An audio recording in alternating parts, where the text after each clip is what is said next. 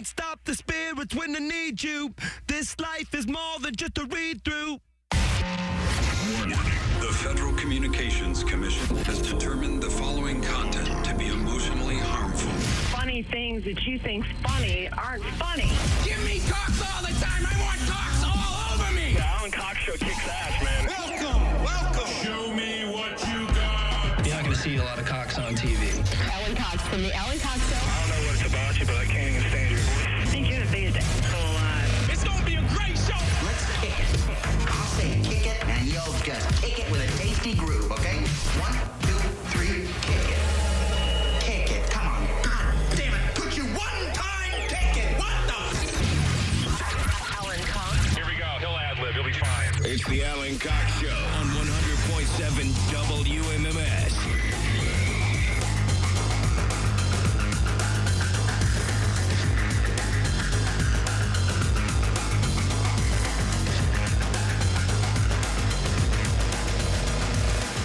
Hey, what's going on, gang? Good afternoon. Hi there. Welcome, and all that. Thanks for being here. My name is Alan Cox. Say hi to Bill Squire. He's right over there. Hey, creepy hugs, everybody. Mary Santora is here, too. What up? Poundcake is back in Studio G. Afternoon, white people. Can you hear me? Kind of. Very low. Oh, wait. Now? Wrong There microphone. you go. Wrong mic again. Yesterday. Yeah. Afternoon, white people. Hi. How do you mix up your mics? Because when Bill's not here, it's all about the angle. I've been using 2 different mics because it will mess up the angle of the camera with this. Gotcha. So he's got to go arm. back and forth. The angle of the dangle? So I forget which one I'm using when I don't have the camera on me. Understood. Well, now we all know. If you'd like to join us, you can phone us live, 216-578-1007 or 800-348-1007. You can send a text if you like. That number is 35192, AlanCoxShow.com. If you want to watch live and however else you want to get through to us. I got a lot of messages about Poundcake creaming his jeans over that hot cop. I had a friend of the hot cop DMing me about the hot cop. We confirmed that that guy is the hot cop? Yeah. Wow. See, now I feel bad. For calling him hot? I don't want to put him on blast. He just... But nobody knows who we're talking about. But think about how hard his life is. He just wakes up every morning being hot and puts on his hot little uniform. Sounds and terrible. Goes to work and it's just hot and just gets... Yeah, I don't think his life's hard at everything. all. But he I mean, like, he's trying to do his job is hard. He's in the Westlake. You think of all that crime. Or where is it, North Olmsted? I don't know. All All those cars being being broken into. I'm just saying, he's trying to have a serious job, and he can't do that without being called hot all the time. Yeah, I'm Take sure him he's serious. fine. You were the one that called him the hot cop. And There's I said nothing I feel wrong bad with for it. that. Why? I Gosh. feel worse for ugly people, not hot people. I feel terrible for ugly people. By the way, he said because just like people who are hot, you had no say in the matter. It's just a genetic lottery, and you either won it or you lost it. There's little tweaks you can make. I mean, you can work out, you can do that, but that's not going to make you any cuter. Might make you in better shape, right? So why all the short guys hit the gym? They're like, well, this is all I can do. This is all that I can. You got to control the controllables. Mm-hmm. Alan, this guy stopped by my friend's housewarming party. I'm a straight dude, but damn, in all caps, I know exactly who Poundcake is talking about. Poor guy. He's never going to be able to go anywhere. You're the hot cop Poundcake was talking about. Mike from Parma said Poundcake wants to back the blue. wants to be backed by the blue. Alan, you guys were talking about that naked show on HBO. Did Poundcake really call a breast a boob sack? Did he? I don't remember him calling that. I don't either, but I got a couple of messages about that. A boob sack? I guess. I don't remember that. I don't remember that either. Anything's possible. Yeah. That's what I tell people. I say anything's possible. I like how Poundcake called it a boob sack. Love me, love you, hate the show. Bye. There you go. There's 2 messages, a text and a little talk back off of the app there. A boob sack. Well, he's a gay dude. It's not his fault. That's what it is to him. It's nothing sexual. Just a sack of boob. It might as well, like the 40-year-old virgin, it might as well be filled with sand for all he knows. Bag of sand, man. But, oh, you feel that, and it's just like, so don't feel bad for anybody who's hot. Why would you? I'm just going through all the hot cops I've seen in my life, and there's 4. One was like, but who's counting, right? Well, I am because they stand out. Like I've seen a good-looking guy, like a baldy in a uniform, and he's good-looking, but that does not equate hot. Like you could do anything else, and you choose to be a police officer, and you just stand out. Right, that's what I thought was Poundcake's most controversial comment yesterday. Not the boob sack. It was, why are you a cop? You could be doing porn. Because he's right. Maybe he'll do both. That's the world we live in. I said he could be a TikTok cop. He could do both. Be on. He's the type of guy that would be a television cop, like what is it? Live PD. Sure, he could do that because he's good for camera and he can do the job. And those cop shows, they're always on their best behavior too. Mm-hmm. Following the men and women of law enforcement, and they're they all can't like, turn those cameras off. That's right. Hot cops. Well, I mean, that's probably something. Sounds like a 30 Rock show, but it's probably something. I mean, Hot Cops they had that song from Arrested Development because Job's friends were all the strippers and all the hot cops. Maybe that's what I'm thinking of. That might be. Is Arrested Development Hot Cops. He wants to serve Luke's and protect. Job at the Hot Cops. Bucks. Hot Cops? It's a stripping agency I used to work for. Cop uniform? Right. I might have been just a little too believable. Do you want to give me camera 6? Oh. Police, open up!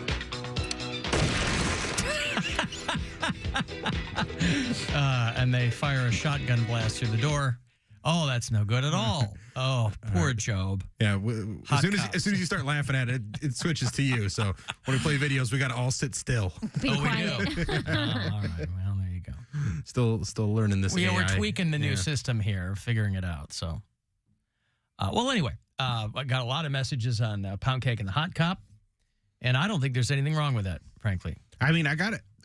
So the friend of his sent me a Halloween photo that I put in the group chat. But then she sent me another photo, but I'm holding back on that one. Why? I want to see what he looks like. You can see. I'm not going to show Poundcake. Cody saw him I in saw real him life. in person. I don't care. Yeah, he saw him. I don't even know his name. He's the only one who's seen him. You're only holding out on me and Alan.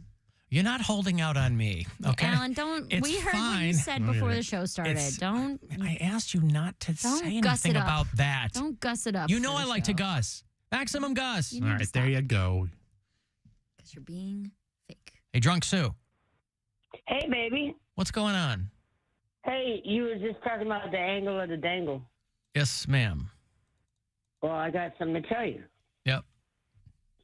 The angle of the dangle is directly proportionate to the heat of the meat, provided the mass of the ass remains constant. I got to tell you, I think maybe I only knew a third of that, but I should. How did I not know to confer with you first, Drunk Sue, on that whole thing? The mass of the ass, that's the rest of it? Well, I'll tell you again. The angle of the dangle. No. I know the heat of the meat part. I didn't know the last part. Okay. Provided the mass of the ass remains constant. There you go. Well, brevity is the soul of wit, so you might be onto something there. All right, thank you, Sue. So far, so good. It's just starting. Thank you, Drunk Sue. I appreciate the check-in there from Canton. Get our little sexual geometry squared away there. Thank you. What's her name? Sue. Right. Well, I've already forgotten. What is it? Sue. Okay. How about one more time? Sue. Or a bunch more times. All right, I have to take a break. If you want to send me a text, 35192, AlanCoxShow.com is where you can watch live, and we'll be back. It's the Alan Cox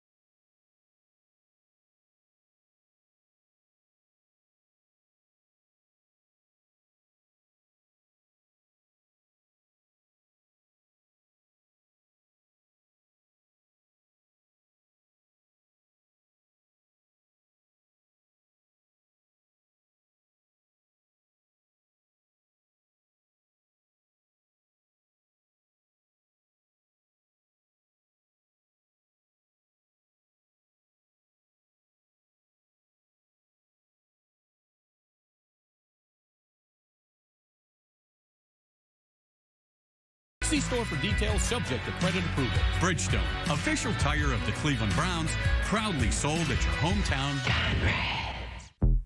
I'm Penelope Spheris. I'm a filmmaker and the host of a new podcast about a friend of mine, Peter Ivers. Peter was the host of a TV show featuring prominent LA punk bands until he was murdered in 1983. 40 years later, we dive into that music scene and the mystery of his passing. Listen to Peter and the Acid King on the iHeartRadio app or wherever you get your podcasts.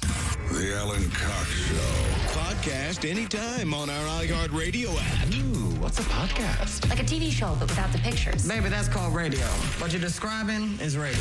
And live on the radio weekday afternoons. 100.7 WMMS.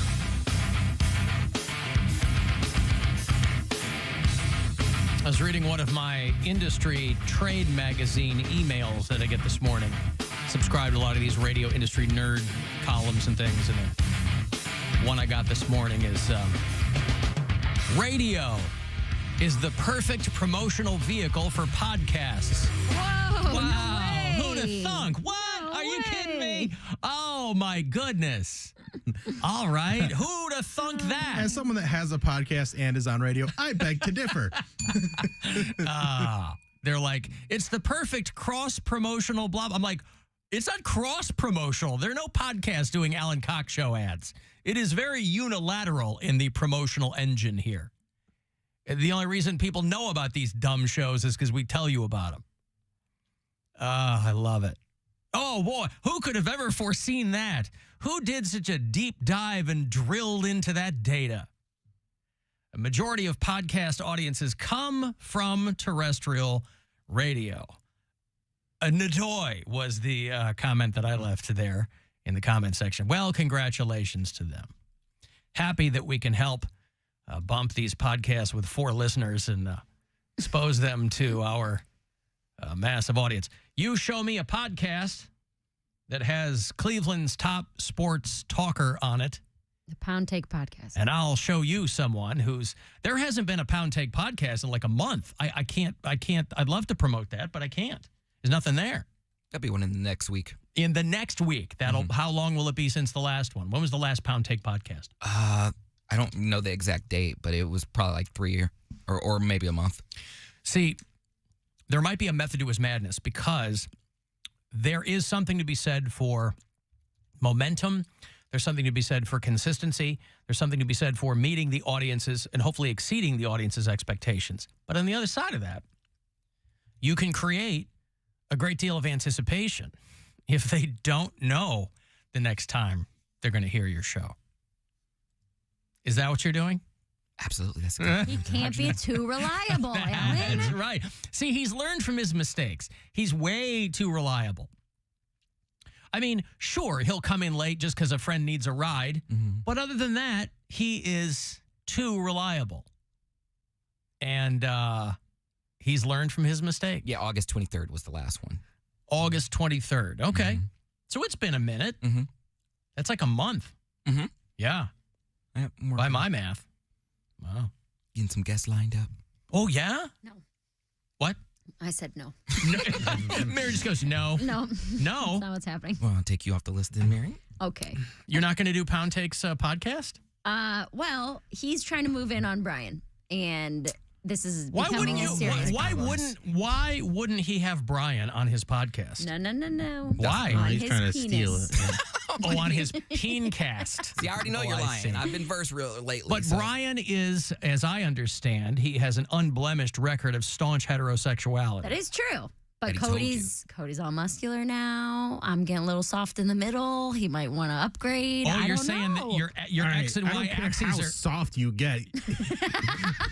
You'd have to get real soft, right? It's Brian's birthday today, and the first words out of Cody's mouth when he sees me, happy birthday, babe. Cody looks at me and goes, tell Brian's sexy ass I said happy birthday. I was like, okay, I will. He said thank you. He just said thanks, Cody, with an exclamation point. So you appreciate that. Well, appreciate that. Just saying. Stop putting them on your Instagram to be objectified, and then I won't have to objectify You saw him playing drums last night? I'm smelling an experiment here. What? I say How we get a straight are situation. you? How straight are you? If you want to give it a name, that's probably as good as any. You know, we put the three of you in a dark room. See who touches what. Well, put the three of you in a dark room. You know, if you want a dealer's choice, if you want a greased up mattress, but you know, greased up. All right, put Brian in a chair. You have Mary sign his document, and then you have Poundcake sign his document. I'll lose that game. Mary will lose. I'm pretty good. That is one of the things he compliments me on the most. That's one of his favorite things about me. It's because your mouth's full and you can't have a talk. ponytail. Obviously. I'm sure that's what it is. He's like, she finally stopped talking. Jesus Christ. But I am not gay man good. All right? Listen, Nobody is gay man good. Here's the thing, though. Just because it's another dude, there are plenty of heart. But there are also probably plenty of gay dudes who aren't good at it. Absolutely. There are plenty of girls who aren't good at it either. It stands to reason. Just because you're a gay dude doesn't mean you're awesome at it. So it really sucks when they flip a coin. Good fun.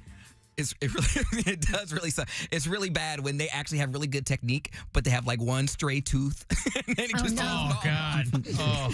It's like having like a toothpick in a blender. It's just mixing things up. It's not supposed to be mixed. That's funny. I say we put all of you in a room because we learned something about Mary yesterday. I like cream pies. Right. Oh. Actually, I feel like we already knew that. I feel like Big fan.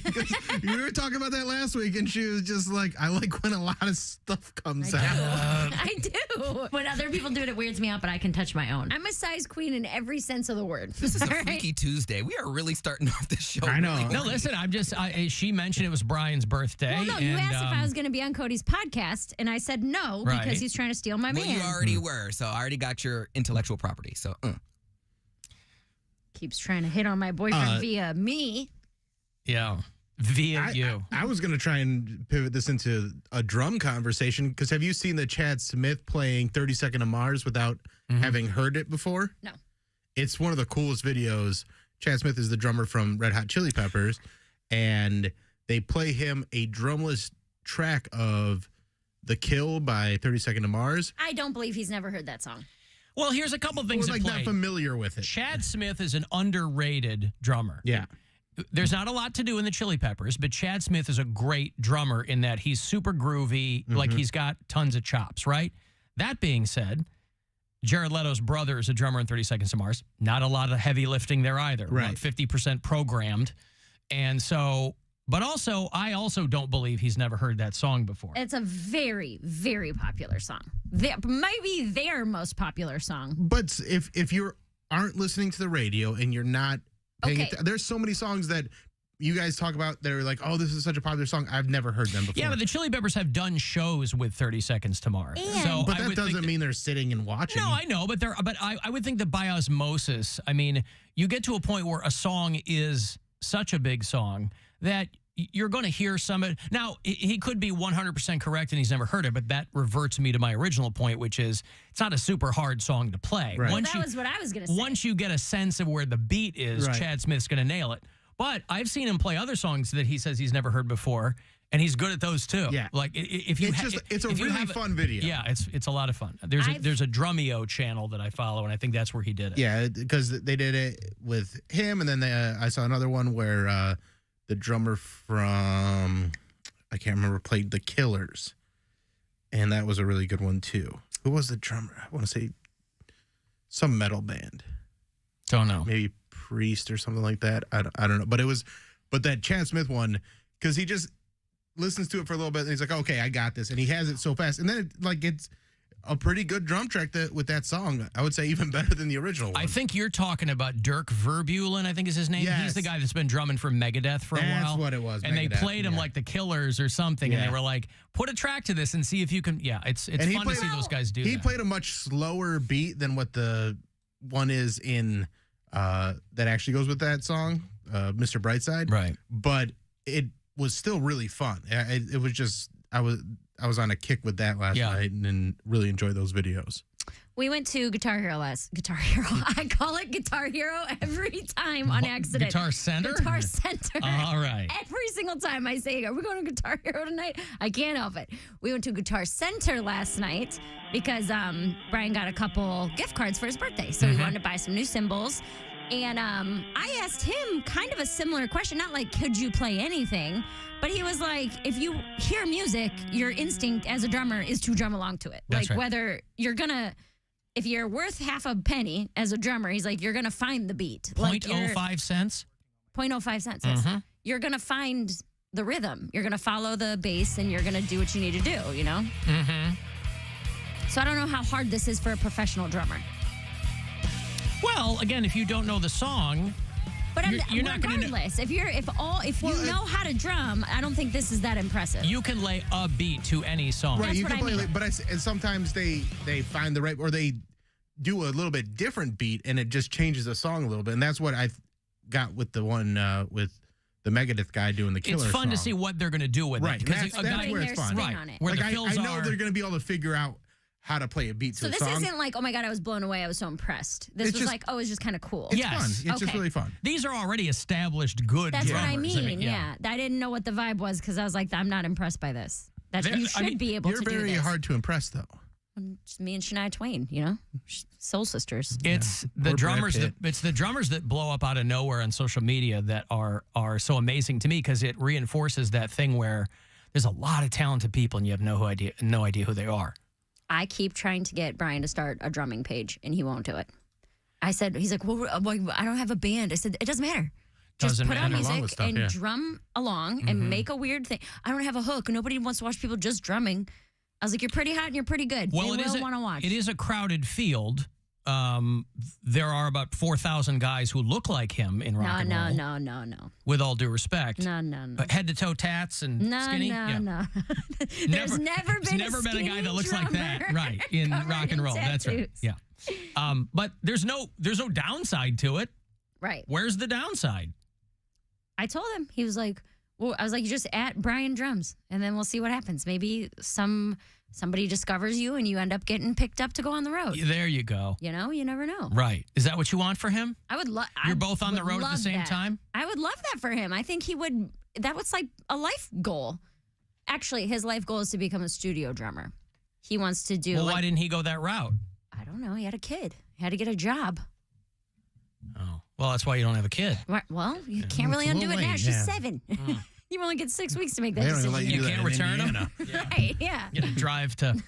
No, back in the good old days, he probably could have, He was up to doing the second it. trimester. Well, here's the thing. He could just be a bad dad. He could, but he won't. Well, I'm just saying, if you wanted to be a drummer. Priorities. That's going to make you a better drummer. Yeah, 100% it would. It's going to make you a better rock star if you're a bad dad. I mean, that's kind of on point. Yeah. Alan, music osmosis hasn't worked on Poundcake. Why do you think it would work on anybody else? Yeah, but musicians are always listening to music. They're always, it's like a clarion call to them, right? Your ear is always kind of attuned to something going on around you, and that's not really what Cody's vibing on all the time. Yeah, I'm into like the artist, not the art. Stephen can suggest that Brian's hook could be started out as a trash can drummer. But he has real drums. He doesn't need trash cans. But he needs a hook. Drums are not a hook. I have drums. That ain't. People are always like, "Is there a video of you playing on YouTube?" I'm like, "No. Why would there be? Who cares?" Play bongos on your butt. Okay. You can be his butt drum. Maybe. These are all great suggestions. That's where soft in the middle is going to work against you. You need nice, tight heads on those drums. Now if he's doing bongos. You can't have floppy bongo. No, you cannot. You can have some slappy sounds. You need some resonance. You need something to like push against. If Well, where are your Spanx that you just got? I do have new Spanx. Yeah. You have new. Did you blow the old ones out? I have never owned real name like Spanx brand. But Spanx. you have shapewear. I have shapewear, but I bought I splurged on the real $140. What's the difference? They work. They work. Honestly, they're just better made. They are better at what they do. They're more comfortable. Were you getting Walmart shapewear before, or what? No, I mean not Walmart, but not like name brand high end stuff. Gotcha. That stuff still costs like $50 or $60 Sucks you in more? wherever you get it. But it's more comfortable. Higher spandex thread count. Probably. I don't know. But yeah, I did. I could do that. I could put my Spanx on and have them drum on my butt. Are the Spanx mostly for the stage? Well, I don't know because they're leggings, and I don't Not really for the feel shower. super comfortable wearing them on stage. I've never worn leggings on stage before without like a big oversized shirt. Wait, You know what I so mean? this shapewear is not just like a corset thing. It's a full body suit? No, they're leggings. Leggings. And They're you like pull 'em- high-waisted leggings. So you like pull them up to your nips. Yes, they come up under my bra. Gotcha. So they suck you in and shape you, give you nice little hips and a perky butt, and Yeah. put your belly away. and Uh-huh. All that good stuff. Okay. But I feel uncomfortable in leggings on stage because I'm really afraid I'm going to get a camel toe. I'm dead serious. I've never You're not supposed to pull leggings them on stage. over your head. I mean, But leggings are tricky, man. You do one weird movement and then there it is. have you thought about maybe combining this with cutting back on the farmer's special breakfasts? I have. And today I ordered for the first time in my adult life, I ordered a scale because I have had body image issues and I thought you were very adamantly opposed to having a scale in the house. I am very adamantly opposed to having a scale in my house. I have not owned a scale in my adult life. The last time I had access to a scale was at my dad's house in high school because I think it's super damaging and I think it can be, for me personally, I can become very obsessive and very unhealthy about it. And what preceded this decision? I bought new clothes at the beginning of summer that don't fit. So clearly what I'm doing is not working. So I've got to figure it out. Why did you buy clothes that didn't fit you? I don't know. I when thought that she might. bought 'em. No, I bought them and they didn't fit. Oh, wait. Why did you buy them if they didn't fit? They fit me at the beginning of the summer. They do don't not fit fit me now. Gotcha. So I've gained enough weight in 3 months that I've already gone through another wardrobe. So I bought a scale and some Spanx. We're going to see what happens. Wow. But I'm not So super happy about it. So today was the maiden voyage of the scale. You weighed yourself? I ordered it today. Oh, you ordered it. Okay. It'll be here overnight. Overnight shipping. Yes. How much does the scale weigh? The scale, I don't know, probably Couple like pounds. half a pound or something. It's one of those little skinny looking ones. Yeah, one of the Wi-Fi ones? Yeah, Yeah. it does It like sounds your like you need 2 scales. body Got one of mass those, too. index Yep. and water percentage and all that. Which I think is all nonsense. You're not going to get that from a scale, but Oh, when you I take like your it. socks off and you put the feet right on them magnets or whatever they have at the bottom. but that's what my scale does too. But I'm like, how the hell is it going to tell me what my water percentage is? You can feel it in probably the tautness of your skin. Well, listen, how it are sends they? lights through your body. Electrolytes. Yeah, it's like physical lights. They go through your body, and the refractory period of the lights is how they can measure the water. Now, since you have crossed the Rubicon into scale ownership, how frequently will you weigh yourself? Once a week. Oh, I've already laid out all the rules for Brian, and Brian's like, I don't need any of these rules. He's like, I was gonna say he's like was he like a $140 soaking wet? he weighs like 175 pounds, There but he's you go. 6'2", Right. you know? That's perfect. Yeah. But he's like, I'm not the one you need to worry about. You very clearly feel some type of way about this. But he has made it clear to you that you can't gain too much weight if you want to maintain his affections. Right, which is why I'm afraid he's going to go to Cody. So he bringing can't- it all full circle. He can't. He might want Cody's little teats. That's what I'm saying. He can't have it both ways, though. He can't play you off like you're being silly with the scale and also go, but what? But don't gain too much weight. Or he'll fill my stubble. Cody. I'm just telling you. So this is motivation for you.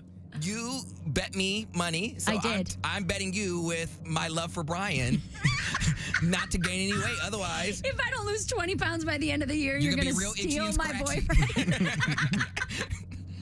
You thought last year's challenge was to Poundcake himself. This year it's to you. Yeah. Who would have thought that was going to happen? Yeah. y'all gonna feel like Velcro here in a bit. So Plot twist. Oof. Oh, Be like getting peanut butter out of shag carpet. Get the meal plan that I'm doing. I don't want to. Is it working for you? I'm down 20 pounds, and it's great. Good for you. It's so easy. It's not, though. But it's expensive. It is. Here's my thing. Meal plans are expensive. It is Meal plans are expensive, but it's expensive. worth it. I'm gone every single weekend. Am I going to take these frozen dinners on the road with me? Yes. And if I do, how? You my fly with frozen dinners? Yeah, but here's the thing, though, too. And it's kind of gross, but a lot of these meal plans, you don't have to refrigerate them. They come to you in a box with no dry ice. Oh, this So one. you're like, oh, they just go up in the cupboard and then you put them in the microwave for 30 seconds. That's not what I got. No, I know, but I'm just saying, like, mine are fresh made every week. Like it's every week. Yeah, I get a box on Friday, and put them in the fridge. They're vacuum Breakfast, sealed. lunch, and dinner. I just lunch and dinner, and then for breakfast, I usually just do like a protein shake, or I have like that Huel. Oh yeah, that stuff. Bill's shaking his protein. Mm-hmm. All right, but you know what you're eating. Yeah. Yeah. Listen, and you here's don't have the to think thing. about it. I know how to do this. I know you do. I'm choosing not to. Oh. 4 months I have been choosing not to work out or eat right. I know. Oh, for 4 months you haven't done anything. Yeah, I know She this does is like my a little fault. bit and then goes off. I do. I'll get like a 2 or 3 week span where everything's awesome, and then I'll start to feel a little bit better, and I'm like, okay, well, that's enough of that. I feel good now. I don't need my meds anymore. I feel great. Yeah, except with diet and exercise. I like cream pies, but also that. Can't have those. Well, you can have a version of those, not the food one. Yeah. Hey, listen, I think anything anybody needs to do to feel better about themselves is that's a net positive. Yeah. I've tried, the before and after pictures. I've tried that to keep me motivated. It isn't working. So I'm like, well, all right, I'm going to do something I've said I would never do. But if it gets damaging, I'm throwing it away. If I start to get crazy, I'm going to this is why people think you're going to have a baby. But also but you already know how you feel about it, but you have come to this conclusion anyway. Yeah. Yeah. Alan, my boyfriend is 6'2" and outweighs Brian by 100 pounds. 275? That's a giant. That's a big boy. That's a giant person. Big boy. I would love to be 275. What are you now? Don't worry about it. 20 pounds lighter. 20 pounds lighter That's than what I he was. is. He'd love to be 275, which means he's north of that. Yeah. Minus the 20 pounds, he's still north of 275. Yeah. I don't know. I don't weigh myself that often, but I know I'm getting bigger when you look at a picture of Brian? No. when my pants don't fit the same, because I haven't and gone. they don't fit the same. What when a he looks great at science experiment. But I'm just I saying, know I'm getting bigger when my pants don't fit. He looks at Brian and they get tighter. I never go shopping for clothes, and the one time I did. Yeah, we know, bud. Okay, well, I'm just saying that's how I know, because I have 3 pairs of fat shorts that I had to wear when I was big, and I'm like, dude, there's no way I'm going back to that. Like, putting those on just to see where I was, I'm like, oh no, never again. Well, that's where I am, basically, where it's like I bought fat clothes 3 months ago, and now they don't fit. The pair of pants I put on today were a pair of fat pants that I bought because none of my other pants fit. And then I put them on today, and I'm like, well, there's some hanging over. That's not good. Why don't you just love yourself and just I be am who you are? trying, and this is what happens. Have you tried troubleshoot? Have you tried like therapy, Lexapro, or all the things I've already done? Poundcake, perhaps you haven't heard, Mary and therapy seem to be pretty connected. Have you tried praying? I have not tried praying the weight away. Pray the weight away. That has not happened yet. But maybe Rolls I'll right try off the that. tongue. All right, well. Have you tried stealing things? What should I Rhyming steal? and stealing? Stealing? Yeah, it might give you a rush. Will that make me lose weight? It'll elevate my heart rate, I guess. If I get a rush. Things are going right. Just try In his stuff. brain, that speeds up your metabolism if you shoplift. Do something crazy. I get caught shoplifting. They're like, what? Like, I'm just trying to lose weight. They're like, what are you?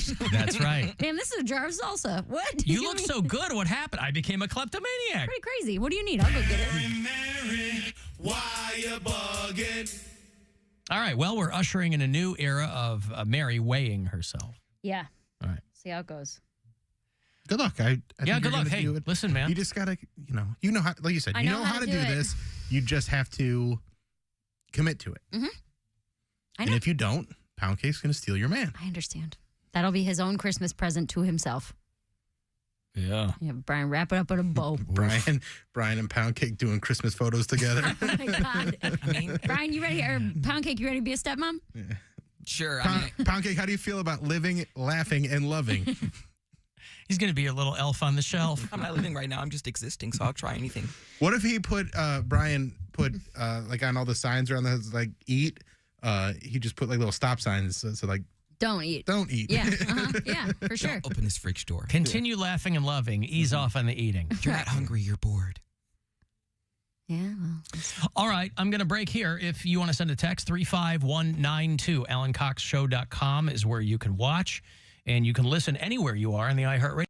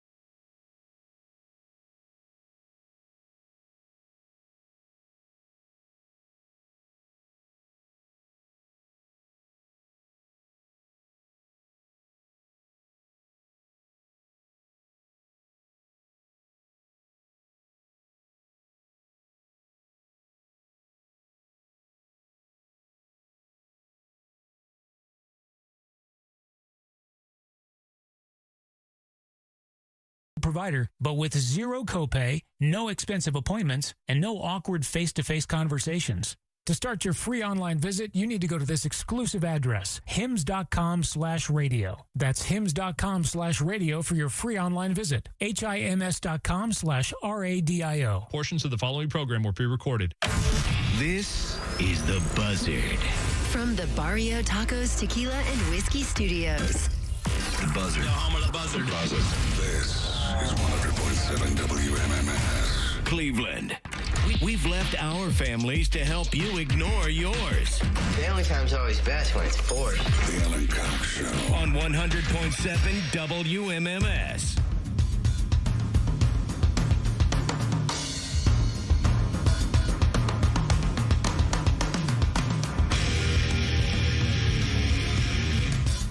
$35192. Want to send me a text. AlanCoxShow.com. You can watch live. Thank you to Bugley Symington for helping out in the video department. Even though we've updated our video software now, we do still need the assistance of our valued video experts back there. Parts unknown. Text to Alan, so glad to hear that Bill has got himself a new meal plan. I was worried he was going to be relegating himself to box lunches on the pool table. Okay. You see what he did there? I get it. Because he was talking about because of a thing. The thing about it is that you can't. Okay. Guardians baseball tonight. Early games, 6:10 tonight and tomorrow. So we'll roll out a couple minutes early. They're playing the Cincinnati Reds right here at home. Do they call that anything? Do they call it like the Ohio Classic or the Ohio Crosstown? Cup, What is it? I thought it was like the Ohio Cup or something. The Ohio Cup. The Reds are, they're above 500. Yankees got knocked out of the postseason. I don't know what the Reds' future looks like. They've got one of the best players in baseball right now. Joey Votto is going away, but this Ellie De La Cruz, he's great, is bananas. So making Reds fans happy to be Reds fans, which isn't always the case. But they are in town tonight to play your Cleveland Guardians. It's the second to last series in this regular season. 2 games here at home, and then they will finish the 2023 run at Comerica Park against the Tigers Friday, Saturday, and Sunday. And then that'll be it. They'll call it a season, and Terry Francona will call it a career. By most accounts, I haven't heard anything different about that. But that'll be tonight. We'll get you right into the first pitch, 6:10 tonight on MMS. Last couple of days for you to use the promo code SPICY at CLE Clothing Company. That will get you 20% off whatever it is that you want. If we were selling Travis Kelce jerseys, you'd be able to get 20% off of those. I was just listening to the little sports update there. And they were talking about how his jerseys have seen a 400% spike in sales because of Taylor Swift. I'm with you, Poundcake. Big, deep sigh. But listen, that is the power of Taylor Swift. Who cares why they're selling him? He's number 87 there for the Kansas City Chiefs. And the jersey now is being sold probably to Swifties, who will then summarily burn them when she breaks up with him. Taylor Swift does not care about black women. She took their white king, and now they're gonna is that who he is? That he was. Now he's just what, he dates black girls? He did. He made it very known that he loves the dark meat. Oh, he loves. Well, no, didn't he just date Black Queen? He had his dating show, and didn't he just date the winner? I think it goes back further than that. But he was a lot of black women's, a hall pass for a white dude, because he was like John B. He had like the mustache and the beard lined up. He looked like he's definitely a white guy, but a white guy that hung out with like the blacks. He looked down. It was but I mean, he looks like 1,000 other guys. Like but he's not 1,000 other guys. I know he's a good looking dude, but he's famous and he's rich. He's talented, and he was down with the swirl. And we don't see that a lot of mainstream guys like. Very popular men who date black women. Wow. And then now, not only do you go from a black woman to a white woman, but Taylor Swift. The whitest of white women. White woman. my friend Plank. No curves, no nothing. Taylor Swift. Pumpkin spice latte come to life. My cardigan, Taylor Swift. Yeah, but also this all feels very set up. It is. I don't think so. I mean, you're not going to take two people and force them to hang out. Yes, you will. For the exact reason you said. Neither of them need money or clout or fame. Yes, that's always the point. It's either money or clout or fame. You need more money and more clout, and she's going to probably push a new album. He's probably... But she doesn't need his help to do that. She just came off a tour. She's not going to not date hot dudes, and who's hotter than the MVP? I think she should. She should that's date the only Pete way Davidson. she's going to find true love is she's got to stop dating hot dudes. And you want a Cleveland guy, date me, Taylor. Yeah, she should settle down. She should date Pete Davidson. She's going to date the alpha of the alpha, and no one is more alpha than the quarterback, the MVP that won the Super Bowl. But he's not a quarterback. He's a tight end. I bet he is. But no, the MVP. He wasn't the MVP. He wasn't the MVP. He's not the quarterback. Okay, well then even more reason for her to spite. He's not all those things. Okay, wait. No, she's supposed to date the quarterback, but now that it's not. She just wanted to spite everyone else and date. So there's no part of you that goes, hey, these two people are getting to know each other and they might really like each other's company. Nothing. And I don't care if they do. You have an utterly nihilistic view of these two. Right? Yes.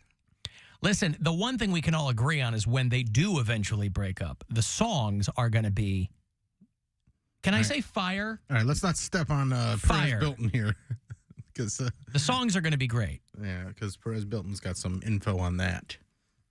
On the songs? Mm-hmm. Has she already written some? I mean, she's a business. She knows what she's doing. Running Back to You? Is that one of them? No. Oh. You'll find out later. Touchdown There? Is that one of them? That's pretty good. Rushed into my heart. Over Time, I'll Forget You. All right. This ain't no passing play. Well, I can't wait for Perez Bilton then, because what? Tie up loose ends because he's a tight end. No, bud. No. That's not what? It's not it. Tie up loose ends. That would be the name of one of her songs. Because he's a tight end? Yeah, by the time he gets done. Because it has the word end in it? Yep. Not I miss your tight end or something along those. That's a little on the nose, but okay. Well, anyway, anybody associated with this now, because they are in the white hot spotlight of Taylor Swift. Emphasis on white. Oh, yeah. The whitest of white and the hottest of the hots. There are indigenous activists now, Native American activists there in Missouri and Kansas who are hoping that Taylor Swift might use her platform to get people to stop doing the tomahawk chop. This has been the bane of a lot of people's existence. You know, these professional sports teams, like the Cleveland Indians, like the Washington Redskins, you know, there are still people who can't figure out why some of these professional teams have escaped that scrutiny. You still got the Kansas City Chiefs. You still got the Chicago Blackhawks, although that's named after a person. And so you've heard that chant at those Chiefs games. They go, oh, and they're doing this tomahawk chop, and they have they do this at Braves games too in Atlanta, where they've got the headdress. I think a lot of people might have abandoned the headdress because it's so egregious, but I don't know. They're painting their faces red because those are team colors. They're it's at Arrowhead Stadium. What does the headdress look like? I mean, you've seen what Native American headdress looks like in costumes and things like that. Yeah. Okay. So this group of indigenous protesters are like, you know, it would be cool if Taylor Swift could maybe try to get them to end the tomahawk chop during Kansas. Now, that's a lot to put on her. She's like, I'm just having dinner with this dude. How did I get to be? But that's what comes with, you know, with great power comes great responsibility. Learned that from Uncle Ben Parker, the guy on the rice. But the organization is called Not in Our Honor. This does not honor us as indigenous people. Let me just take the unpopular opinion here, and I'm not advocating for or against. Couldn't you make the case that the tomahawk chop is a sign of bravery? Or couldn't you just pivot and say it's about the steak? Kansas City, known for barbecue, the tomahawk chop. Listen, You I'm got to sure chop a steak. I guarantee there's a steakhouse in Kansas City with a tomahawk chop on the menu. But wouldn't it historically signify standing up against the invading white man? Couldn't you make a case for that? The tomahawk chop taking on the pale invaders? Also, this isn't something that they are advocating for in, like, the Chiefs aren't saying, let's do this. It's the fans. You're not going to get the fans to stop doing it. Right. That'd be like asking the Browns fans not to bark. Like, it's going to happen. A little different, but yeah. I'm just saying, take like, your point. But it's like you can the team can say, hey, we don't advocate for this anymore, but the people that go to the games are still going to the do it. organizations have to put out a public statement saying, we're not into this, but what are you going to do?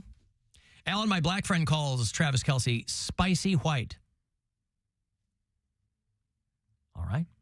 Well, there you go. Spicy. 20% off at CLE Clothing Company. Hey. What would spicy white mean? Because he dates black girls? Down with the swirl. You add a little spice to your, like, people who like a little cinnamon Like, is that in a their big milk. thing? Like, I dated plenty of black girls. Nobody ever called me spicy. I already told you. It Wasn't comes this era? for a white guy to date. I mean, they weren't calling me anything. They They probably were didn't behind like your you. back. Yeah, They call me daddy. yeah, they probably didn't like you.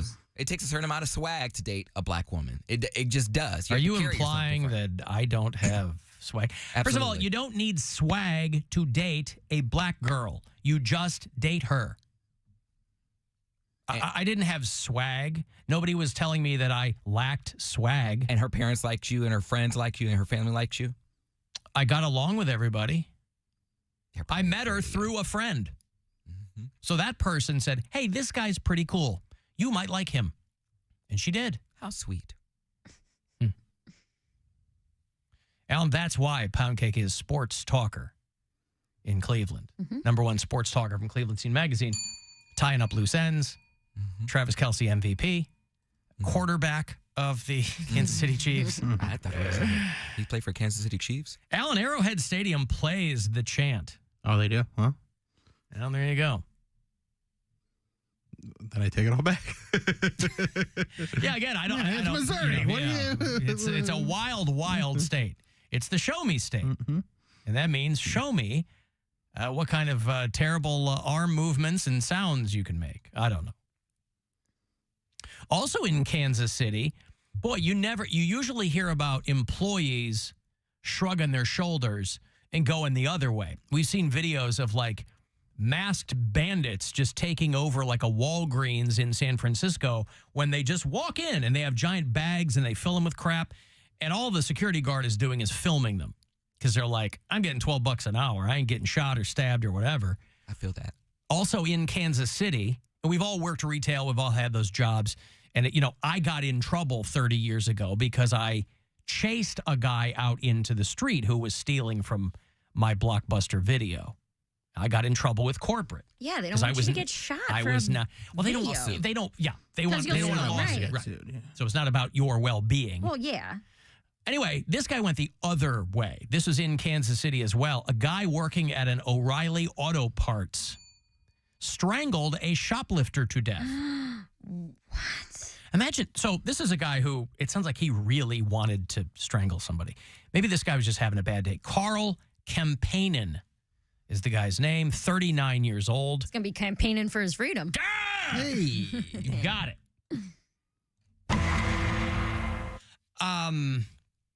So two guys go into the store and start to steal stuff. Fight breaks out between those guys and store employees outside the store. So they go outside, and one of the guys working there strangles one of the shoplifters. The other guy got like hit in the head or, whatever. He had a couple of minor injuries. But Carl got his hands around the other guy's neck and killed him. You got to dose and mess around and find out. Yeah, But but that's a job- O'Reilly's is going to be like, we didn't tell him. This Yeah. isn't part of our Right. training. you But know? you're getting $15.50 an hour and you throw it all. I mean, yeah, I don't know, man. You know, there's no company. Love y'all, but if someone break in here, they taking the equipment, homie. I mean, I'm right there with him. Poundcake, that somebody breaks in here, he's out the door. Oh my God, don't take that over there, and don't take that over there, and don't take that over there. Yeah. Or if they try to take your computer. Hey, where's Mary? Cody? He's already... My laptop? He already got Take home. it. It's all in the None cloud. of this is worth any of that. If someone came in here robbing the place with a gun or whatever, or a knife, take What it. if they don't have a gun? They're just taking stuff. How big are they? They might have a gun. Regular size. Yeah, they might have a gun. You don't know. But they don't Yeah, have a you gun. don't know for sure they don't have a gun. I'm saying in this scenario, they don't have a gun. I'm not a very good fighter, I don't think. Maybe I'd throw a punch. She's a lover, not I a bite. fighter. Mary, how are you going to ask people to invest in your comedy albums, in your life's work, when you won't even fight to keep it safe? You'd run away and let them take your hard written, performed materials from your computer and not fight them? How can you ask? Your girl has an This external audience. hard drive, Alan. That's what I'm saying. Come on now. That I know wasn't a better trick than that. question. Everything's She backed knows. up, baby. Ain't nothing And on that's this the key. computer that isn't in another location as well. I throw it up on the cloud too, just in case. Take my computer. Take everything. Take So my this phone, guy- take my purse. This guy runs out of his job at O'Reilly Auto Parts and strangles a shoplifter to death. Somebody recorded the guy. He was like pleading for his life.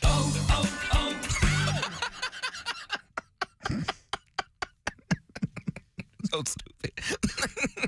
No, I'm gasping. Okay, how dare you? How dare Man's last gasp and Poundcake's just laughing at him. How You knew he'd laugh at this. dare you? I thought you picked this story so Cody would laugh. Speaking of people trying to break in, there's Woody right outside the window what's up, there. Woody? He's drinking out of a quart container that you No, put it's- soup in. No, it's like a- That is a oh. quart container. That's a to-go cup. I thought it was a venti macchiato No, or something. Yeah, that's he's food. walking around drinking. Oh, it is soup. Okay, it is soup. Yeah, I thought he's that was drinking. coffee. Like he I was was drinking like, wedding oh my soup. God. It's soup weather. Getting ready for soup mode. soup weather. We can't hear you, Woody. I really thought he had a coffee in a like he's on the bear drinking it. Right. I've got to take a break here. If you want to send a text, 35192 to do that. AlanCoxShow.com if you want to watch live. I'll have Stavros Halkias tickets for you on the way back. If you're a fan of him, he's coming through. The Fat Rascal stand-up tour is going to bring him to Playhouse Square next week, and those tickets are next. This is the Alan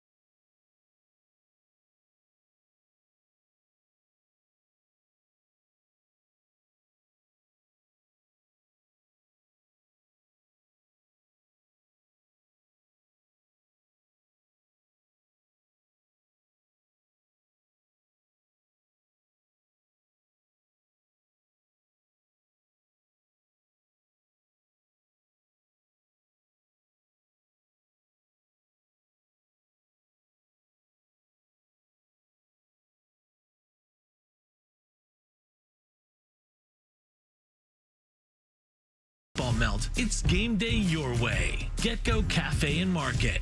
Better believe it. Why is iHeartRadio the #1 streaming radio app?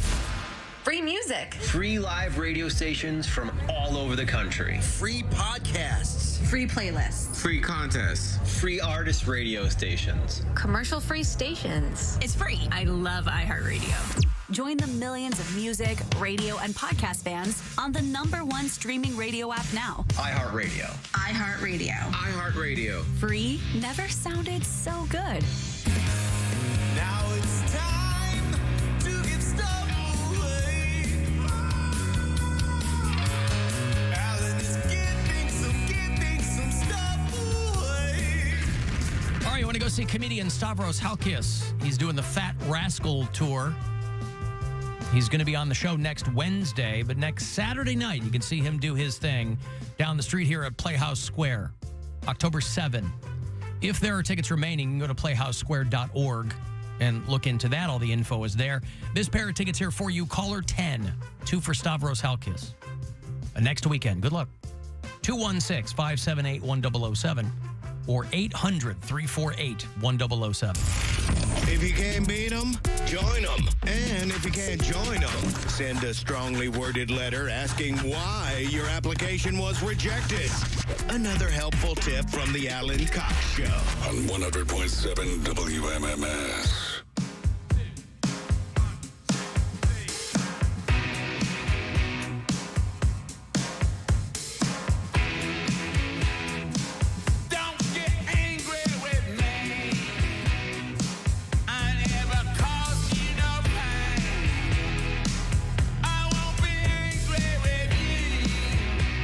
Stones haven't put out any new music in 18 years, almost 2 decades.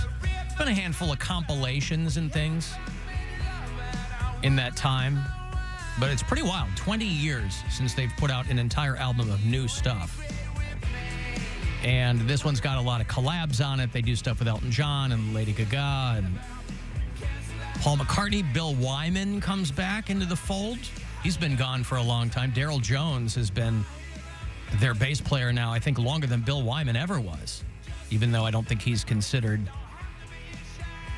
a Rolling Stone. It's just down to the 3 guys now that Charlie Watts is gone. But the new album's called Hackney Diamonds, if you're a Rolling Stones fan. They're always dependable. It's going to be out on October 20.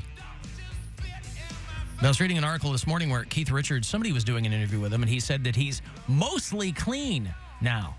Oh, good. Mostly clean. I mean, he copped to still liking a little bit of a drink now and then, which is fine. You should live the way you want to live. But, you know, Keith... Not doing any more little toots?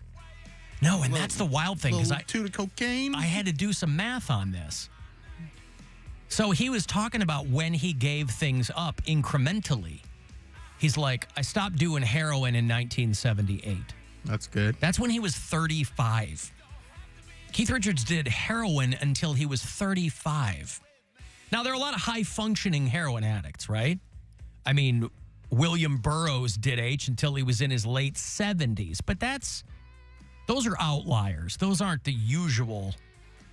But, you know, when they talk about Keith Richards and Ozzy Osbourne being genetically inclined to be able to do these things, and it not really impact their health that much.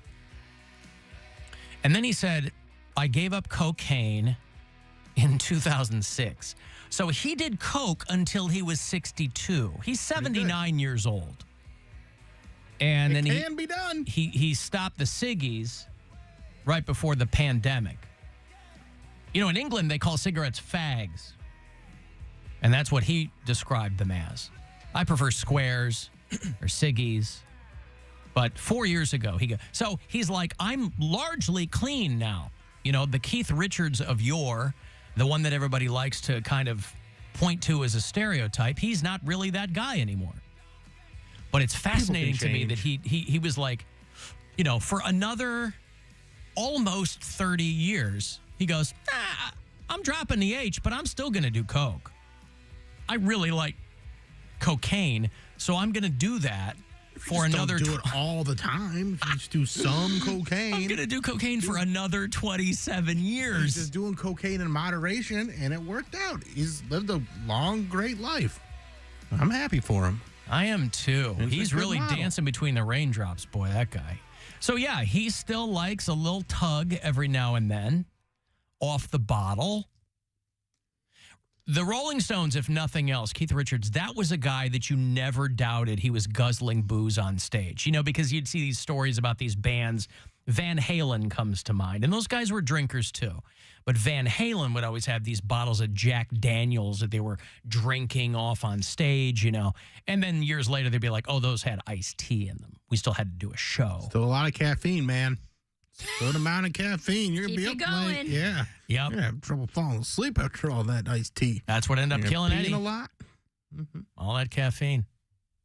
Although, when you got groupies backstage, that pee is going to come in handy. Ew. Are you peeing on the groupies? That's what it seems like.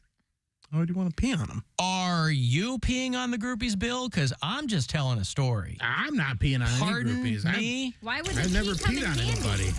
for groupies? You said Mary, that. do you know what these guys are doing backstage back in the day, back when they were adopting 14-year-olds? Apparently peeing on people.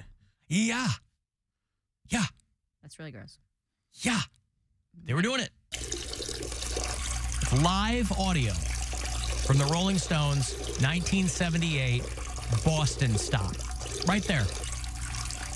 Live audio.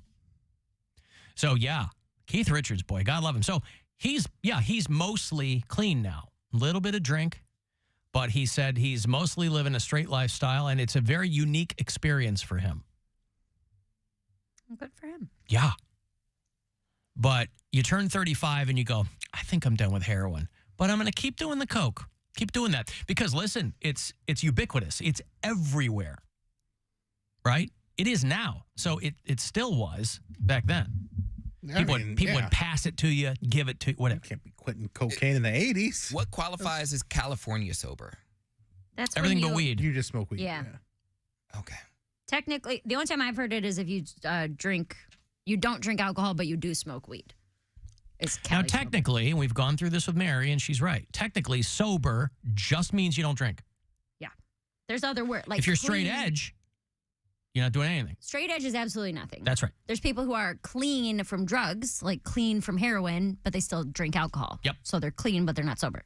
You got to have There's some people who refer to sobriety in gambling. I'm sober from gambling. There's other people who refer to it as clean from these things. I mean, the terminology is all over the place, but if you want to get literal, sobriety, technically based on the dictionary, is only alcohol. Right. And a lot of people in recovery from hard drugs still smoke cigarettes. Yeah. Gotta do something. Keith Richards, though, still enjoys vodka and orange soda. Who likes vodka and orange juice? What? Who's ready? Oh, I'm not. Am I plugged in? Doesn't look like it. I will be. Hold on. It's coming. Timing is everything. Nope. Hey, who likes vodka and orange juice? Who's out there? Yeah! Yeah, vodka and orange soda. It does sound like a fun combination.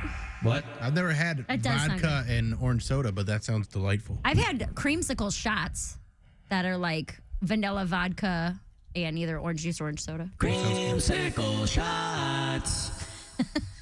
Creamsicle shot. Creamsicle shots. Creamsicle shots. This is why you're a drummer. Creamsicle shots. Creamsicle. All right. Fine.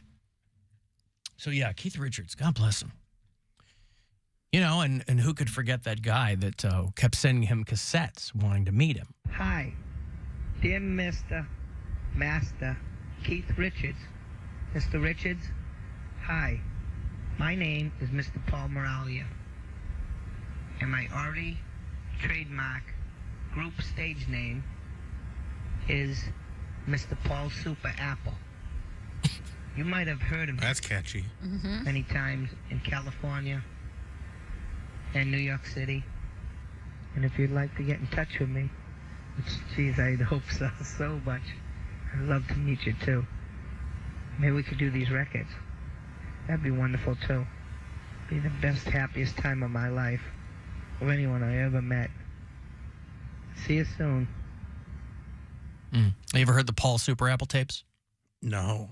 A guy from Boston. He Paul Super Apple. Oh, yeah. Like 1984, this guy makes a series of tapes for Keith Richards. And like, it'd be the greatest thing ever. Did he ever meet him? I don't know if he ever met him. Martin Luther King Jr. But he did eventually become Mayor Paul Super Apple there of Boston, Massachusetts. Martin Luther King Jr. That remember the guy who went viral because that F-35 went over his house? Yeah. And he got in the news because he was talking about what it sounded like out there. They interviewed this guy who's way out there. That pilot in South Carolina ejected, and they couldn't find the plane, like $1 billion plane. And they talked to that guy because it flew over his house. A guy named Randolph White was the guy who went viral for his scream and his... Yep. And it was after that he had to drop out of the presidential race. He wants the people responsible held accountable.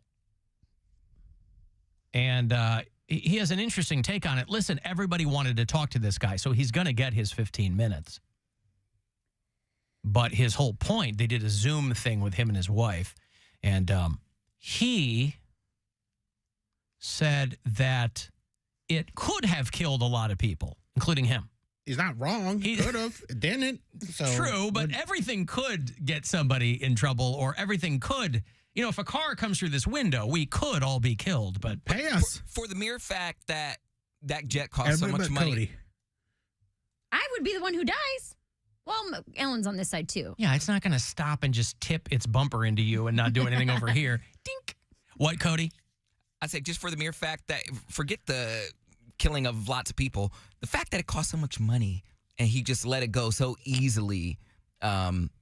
Well, you're not going to go down with a plane that's crashing. I understand that, but you need to be held accountable. You need to get somehow get that money, but that's taxpayer money. That's our jet. Yeah, right, but they don't treat it like that. People went to prison for worse or for less.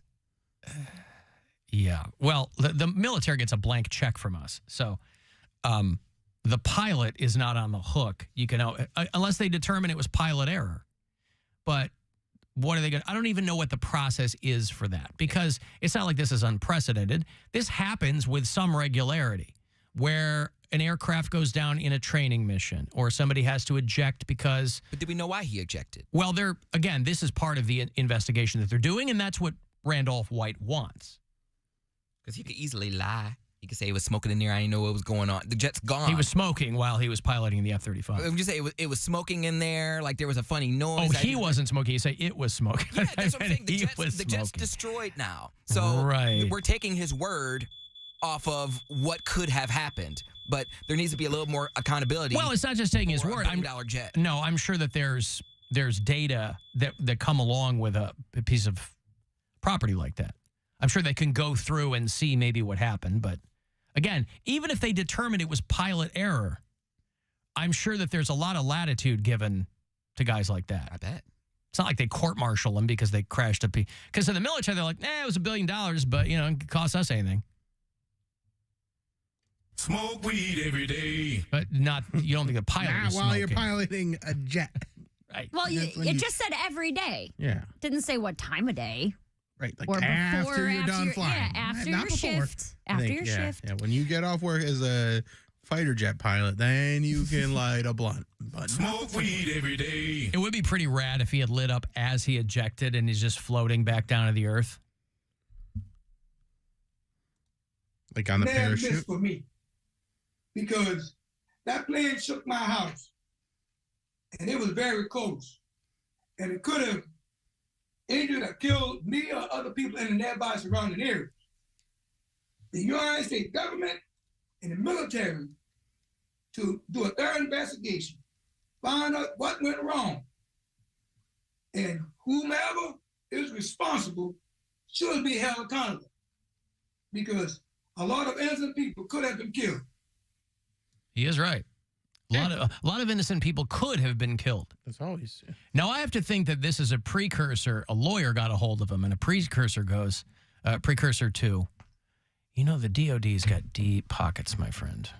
And maybe, if we can make a case. Let's try and get this here. What's DOD? Department of Defense. Oh. Maybe. Let's see what they got for us. Well, we'll see what happens. It does sound exactly like that goat. Like identical. Like James Brown. I feel good. Yeah, it is like the goat, right? Any updates on Terry the goat? No. Oh, no. Sorry, I was Homer.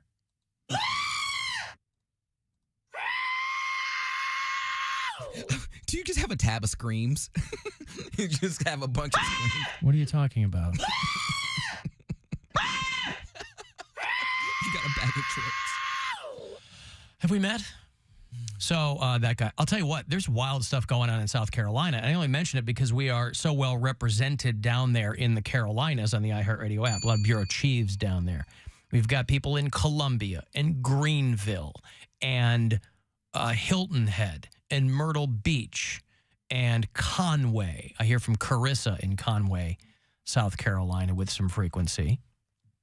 And South Carolina is also looking at a legislative shakeup because a guy... Now, you're not going to believe this, so just take me at my word. One of these Republican guys who's anti-gay, big family values guy, his wife's divorcing him because she said he's had multiple affairs. Ooh, is he and cute? he can't... No, he's not cute. Oh, I wanted to see. These guys are never cute. Multiple affairs with? Some corn pone in a, what? With a dude or a woman? A dog, actually. Well, this says He's not from South Utah. Multiple Goat. affairs. But, of course, this guy's bigger. Family values. And the wife's like, yeah, this dude, he's out there. He's against gay people because that's like red meat to dopes. But he has left her and his 3 children to go live with one of his mistresses, I guess. Jeff Duncan, who's a South Carolina Republican. I mean, these scripts write themselves, by the way. The family values guy. And then they go, oh, man, this dude was like in a hotel room doing, poppers. I don't know if there's that, but... What's wrong with poppers?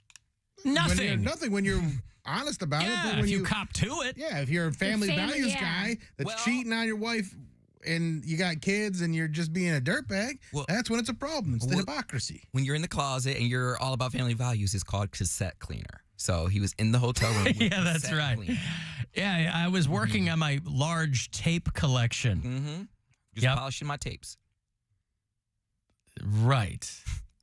He's been in office for 13 years and has long advocated for conservative Christian values. His wife of more than 30 years and the mother to his 3 sons filed for divorce, saying the guy can't stop stepping out, and he has left them to go live with one of his hoes. Like, not my words, not hers. It'd be great if she was like, that'd be great.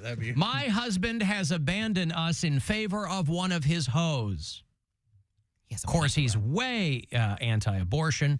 Of course, unless you knock up the mistress. Then you got to do it. Then you got to go do God's it. God's will. That's right. Cross state lines. You're like, my hoes got their tubes tied. You got to make sure that your hoe has her tubes tied. Or you just get a vasectomy yourself. You're not going to... I did it. You're not going to get a... Well, right. It's not a concern for me, but... Yeah. You're not going to have any strays. Alan Cox. Super Spur. Not anymore. Now, well, it's still in there. It's still super. Doesn't do anything. How's it going for you, by the way? It's going great. What are you talking about? I was just making sure. I wish I'd done this 20 years ago. Well, no, because I love my... tried to tell you that. No, I love my daughter. I would have never had my small child. Yeah, but you wouldn't have known that you were... I know, but you can't go skiing backwards. You got to... You wouldn't be getting rid of Nora. It'd be the idea of a kid. That's She's what you only gotta- 7 years old. I'm I just mean. saying, you got to differentiate. Well, every idea of a kid becomes a kid if you have one. I believe that's how science works. Well, even after the kid. First 7, I've only been here for 4 years, but we've been saying, hey, man, You're 1,000 years old. Why don't you snippy? And you're like, manhood. Condoms aren't that. And I say, how about if you eat my ass? I'm not 1,000 years old. I'm just saying. With all due respect. I'm sorry. What does Alan Cox say? The fresher the mayo, the better the sandwich. And we're just saying your Well, mayo. I'm not trying to make sandwiches anymore. Well, you haven't been for 7 years. Right. That's your true. mayo is 7 years expired, brother. You're right. You couldn't be more right. You are correct. But You just like to eat your sandwiches with a baggie over top. listen, I stand by it. Condoms are not that bad. They're a pain in the ass, but they're not. I can't feel anything.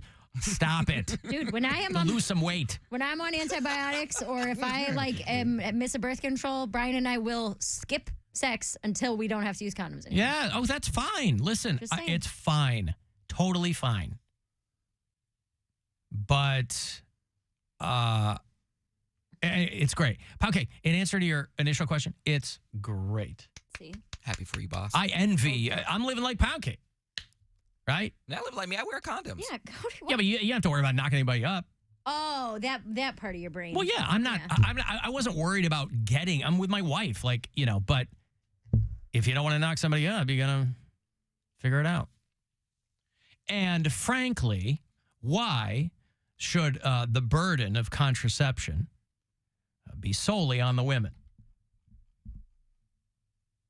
I thought I'd get a hear over that. I mean, what do you mean? No. I'm just saying, Mary, as a lifelong advocate for women's reproductive freedom, why should the burden of contraception solely be on the women? I took I took that mantle on myself. I never complained. I preferred condoms.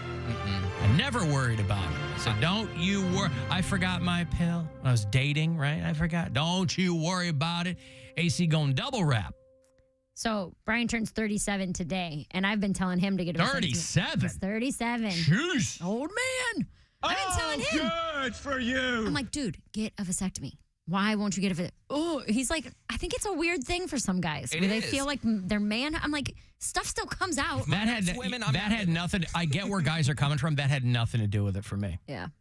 Because he's like, doesn't want kids. I don't want kids. What's more manly than popping off and not worrying about it? That's what I'm saying. Yeah. But I think some guys, there are enough stories of them gone wrong that's what guys get in their head. They're like, what if? And you go, okay, there's an if. That's why I went to see Dr. Ryan Berglund at the Cleveland Clinic. Our sometimes guest for Is It Red here on the Alan Cox Show. But listen, if you don't want to do it, you don't want to do it. He may have to get to the point I got to, where I was like, it's silly not to do it. Why not? It's ridiculous.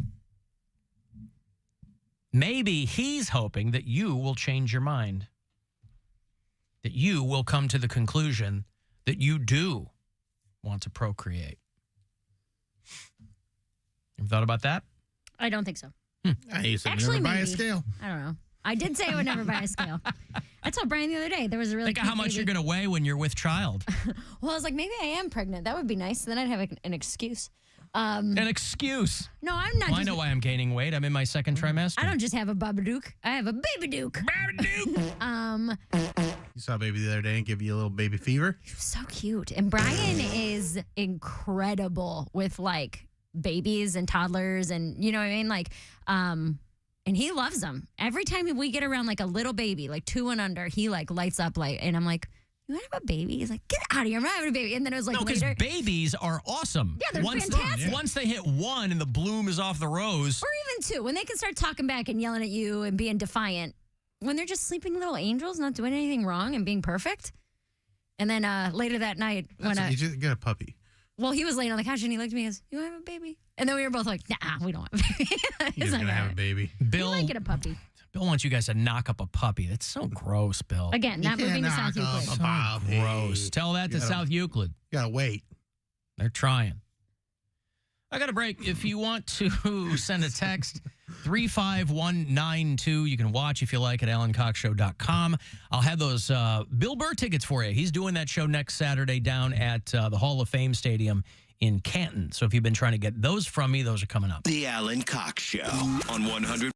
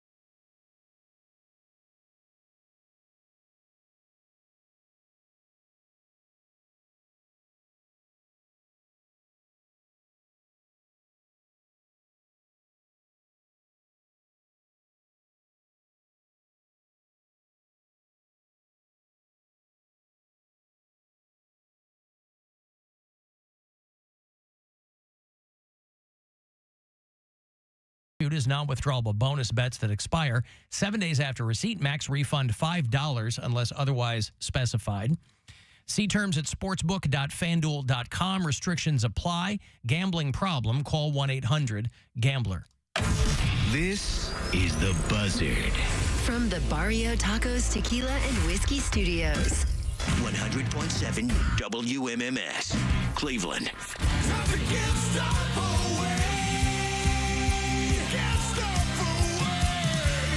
All right, you want to go see Bill Burr? He is doing that show down in Canton at the Hall of Fame Stadium. Next Saturday night, Bill Burr Live. Go to hofvillage.com. It's going to have all the info for you on the show. Caller 10, you got a couple of tickets here. If you've been hitting me up, this is how you get them. Good luck. 2 for Bill Burr next weekend. 216-578-1007 or 800-348-1007. Let's be real. Sleeping with your teacher is hot. Just be careful if you're homeschooled. Mom, stop it! Now back to the Alan Cox Show on 100.7 WMMS.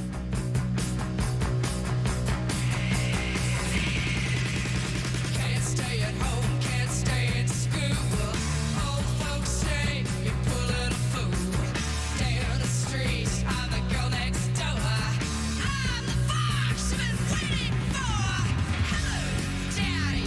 Hello, Mom. I'm your cherry bomb.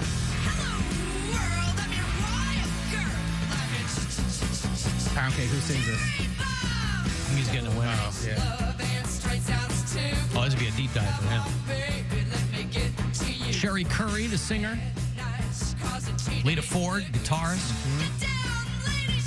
Joan Jett, guitarist. And then one other girl. Whoever played the bass for them. The Runaways. They were teenagers back then. Great song. His documentaries about the Runaways.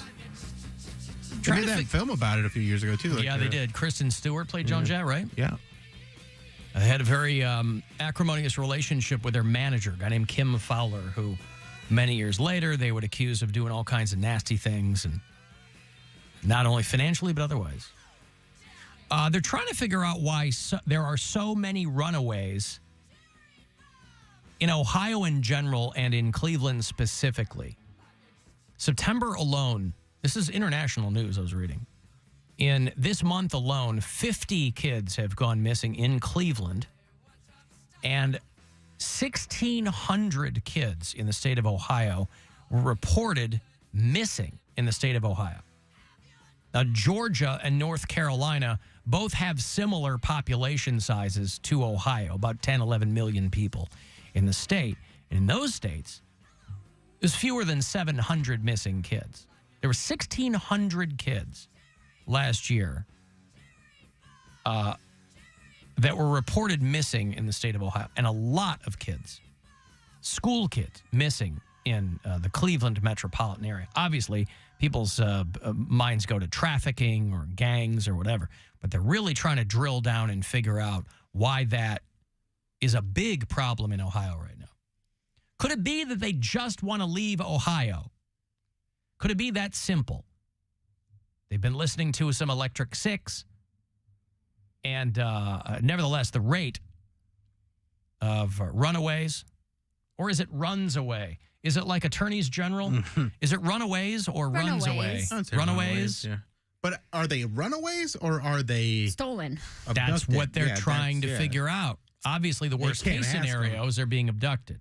You could, you want me to call my brother? Because he's got a whole deep state child trafficking. The MAGA brother. Yes, he's got a whole, he sends me TikToks about how Democrats are stealing kids. And by the way, I would love for those people to actually be concerned about child abductions, but they're not. They're pretending to tag them to Democrats. It's got nothing to do with actually finding abducted children. They think that they're in a basement of a pizza parlor with Hillary Clinton drinking their blood. If they were really, really actually concerned about figuring these things out, that would be great. There's nobody who can't get behind that. What's that guy's name? He's the guy that Jim Caviezel movie that they said they were banning from theaters is based on. The Sound of Freedom. Sound of Freedom. Whoever that guy is Mormon, and he is in a big fight with the Mormon church now because there's all these accusations against him, and that a lot of the stuff that he was doing was really hinky, and that like he'd go and be undercover in these third world countries and find a young woman and be like, you have to pose as my wife. Yep. And if you're Tim Ballard is the guy you're talking about. And yeah. if you're going to pose as my wife, we have to like sleep in the same bed together and like do everything that a husband and wife would do. And the church is like, hey, we don't approve of this guy. We don't like this. And so there's all these Mormons that thought he was the best guy ever. So it's like dividing the church. And it's really wild. And everybody associated with that movie doesn't want to say anything about it. Right.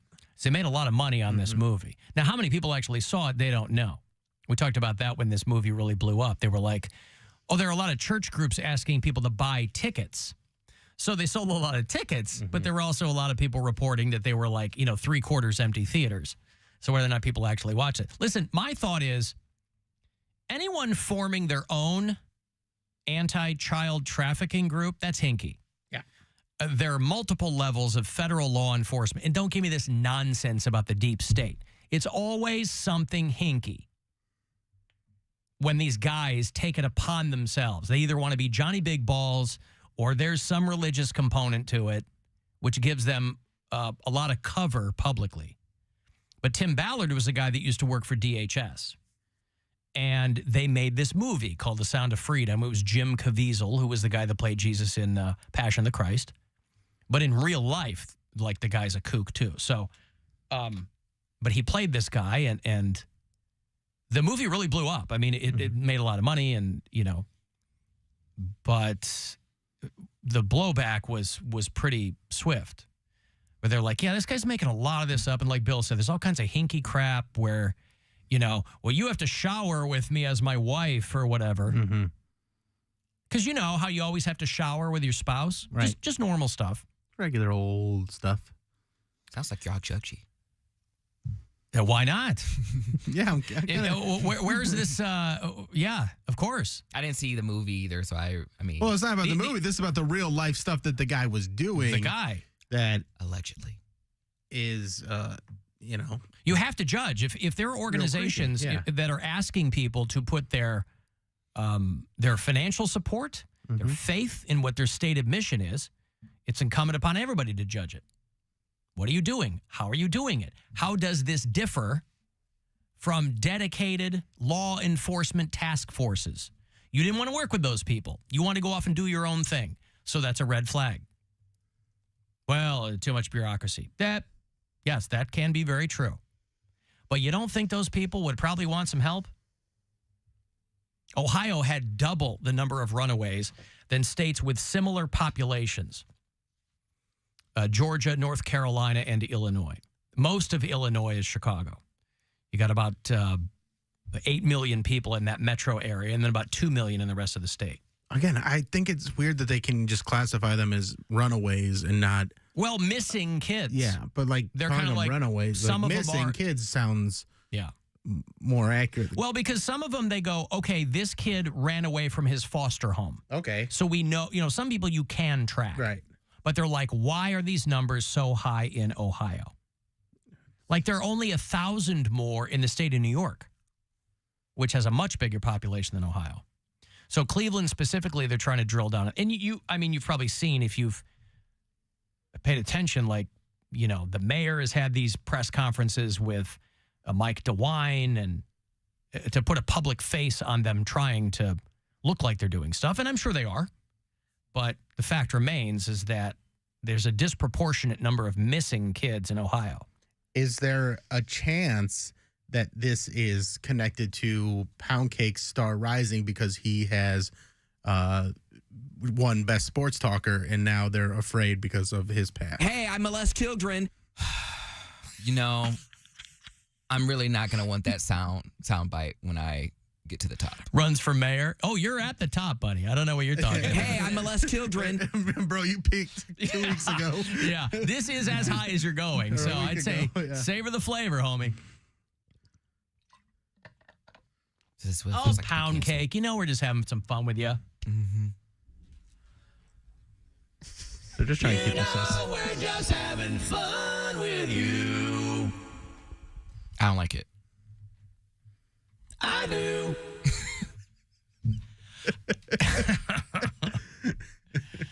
Well, Yeah, so it's whatever. That's scary, though. It's very scary. Think of all those parents, all those family members. I mean, each one of those kids has an entire family of people who are, That's why there was a story a couple days ago about this 4-year-old girl in like rural Tennessee or somewhere who like walked off into the woods. And the mom was like, I didn't really think to, look out the back door because we live in the middle of nowhere. Did she walk off or did she run off? RUNNOFT? Yep. No, this 4-year-old girl, diaper or whatever, she walks off. They find her in the woods, sleeping on the family dog. The dog had followed her, right? Like it's still terrifying if you're a parent, but that's the best case scenario. Adorable. It's ending, adorable. yeah. Yes, it's adorable. It's what you want to And see. that Just aren't never your kids' happens ass anymore. Yeah. That's what it is. So obviously a big part of it with Cleveland is there just aren't enough cops. And that puts a lot of people in a weird position. Because if you don't have, again, they rely a lot on the public for leads and things like that. There's a website called clevelandmissing.org that has a lot of information there, but I don't know. Now, the flip side of that is if you have too many children. There's a school in suburban Philly. One of our Philadelphia bureau chiefs sent me. His wife is a teacher at this school. Suburban Philadelphia. There's a school that has 17 sets of twins in the kindergarten class. Jeez. Ew. He said ew. But imagine you're the teacher, one of the teachers. They're switcherooing You're on like, you. Carmen, Jaden, Braden, Layden, whatever his dumb names are. Hey, Phyllis. Phyllis? Is Phyllis a thing anymore? Is that a name? No. Nobody? There's no baby Phyllis's. No, are you that'd be sure? great. Baby Phyllis? Are twins on the decline or on the incline?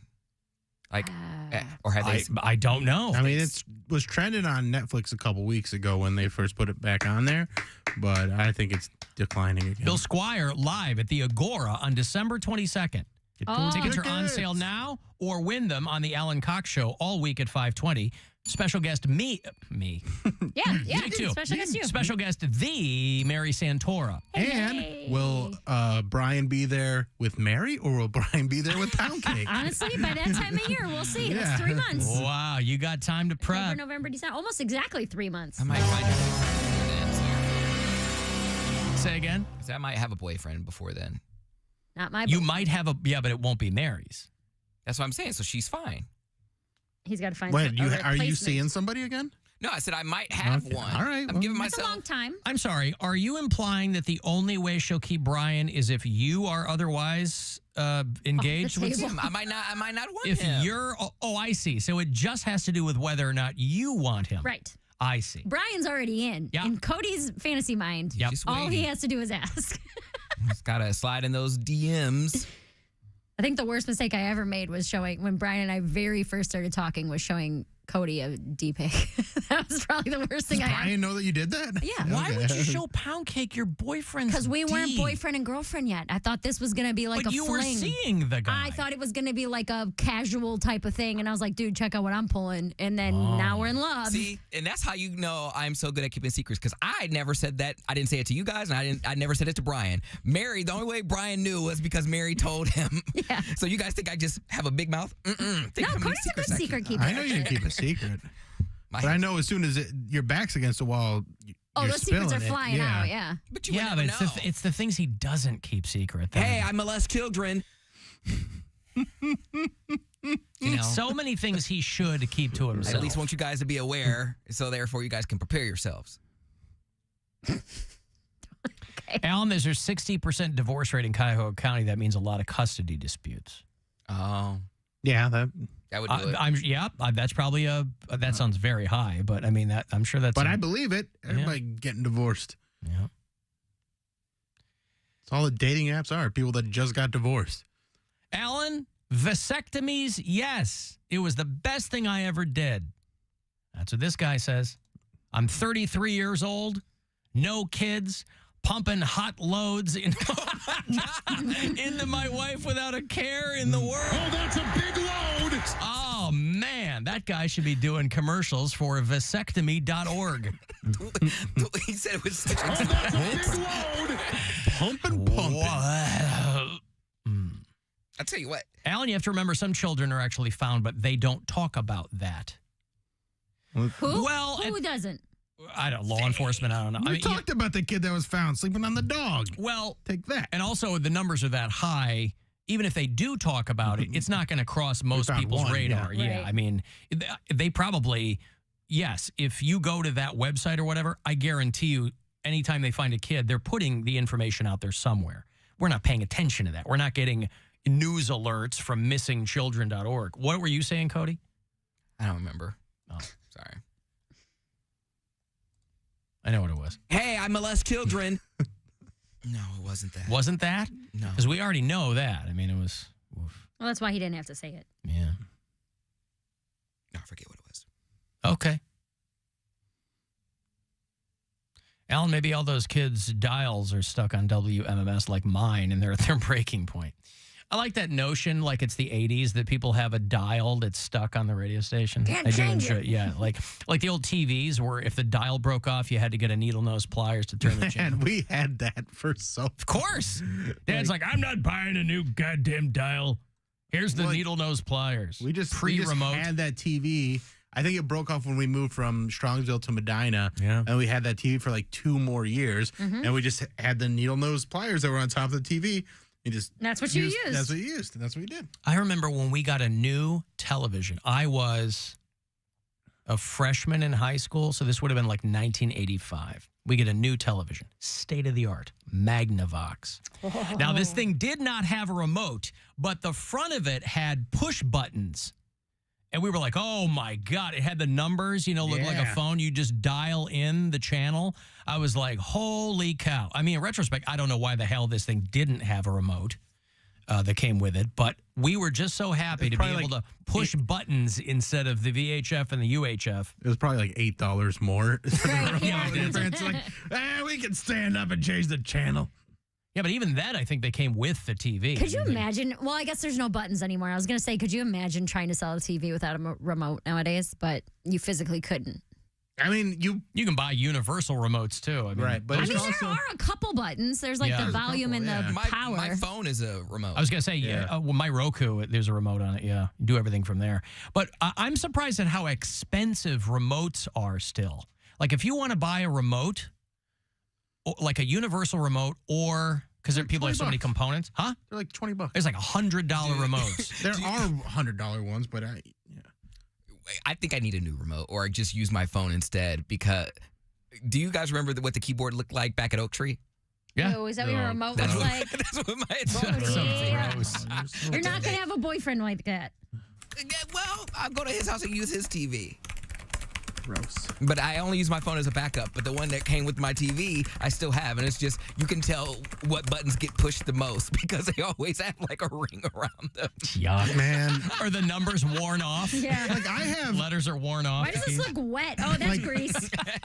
I can't help it. My numbers are like on the volume button, like that has worn off, but it's not greasy or gross. It's just, the TV's 4 years old now. Alan, my dad was a master plumber, and we used vice grips on our hot water in our bathtub for 2 years. Yeah, His like, dad I'm was not doing dropping work hot at home. loads of water into the bathtub. Big load. I can do work at home. Right. Right. It's time off. I'm union. All right, I've got to take a break. If you want to send a text for anything, 35192 is how you do that. If you listen on iHeartRadio, you can leave us messages there or hit us up at AlanCoxShow.com. The biggest stars in all of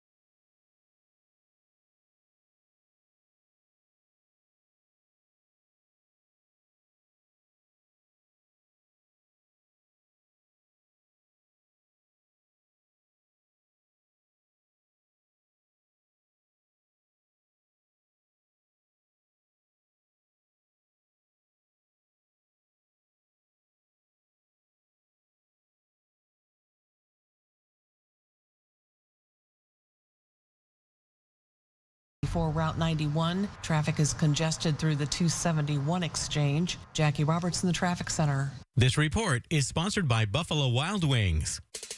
Buffalo Wild Wings has deals on deals on deals. Like buy one, get one half off Wing Tuesdays, buy one, get one free boneless Thursdays, and wing bundles from $9.99. Order now at BuffaloWildWings.com. I'm Penelope Spheris. I'm a filmmaker and the host of a new podcast about a friend of mine, Peter Ivers. Peter was the host of a TV show featuring prominent LA punk bands until he was murdered in 1983. 40 years later, we dive into that music scene and the mystery of his passing. Listen to Peter and the Acid King on the iHeartRadio app or wherever you get your podcasts. It's time to give stuff away.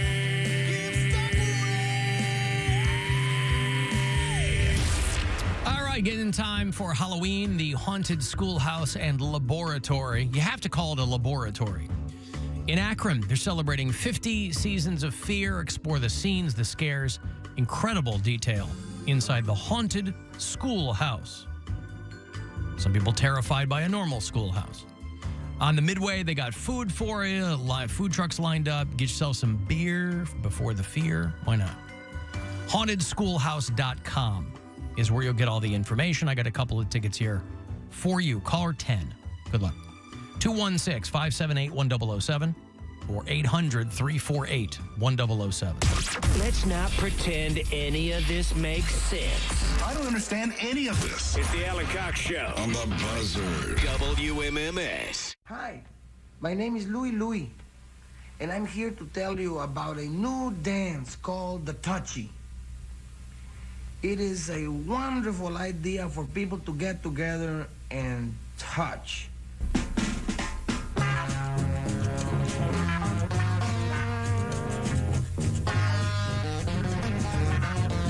This guy's got a great sound. Doesn't this make you want to dance with somebody and touch them? No. You don't want to... No touching. You don't want to play El Touchy with Louie? Oh, God. It's coming in hot. Speaking of coming in hot, got hot celebrity goss from Perez Bilton in a matter of moments.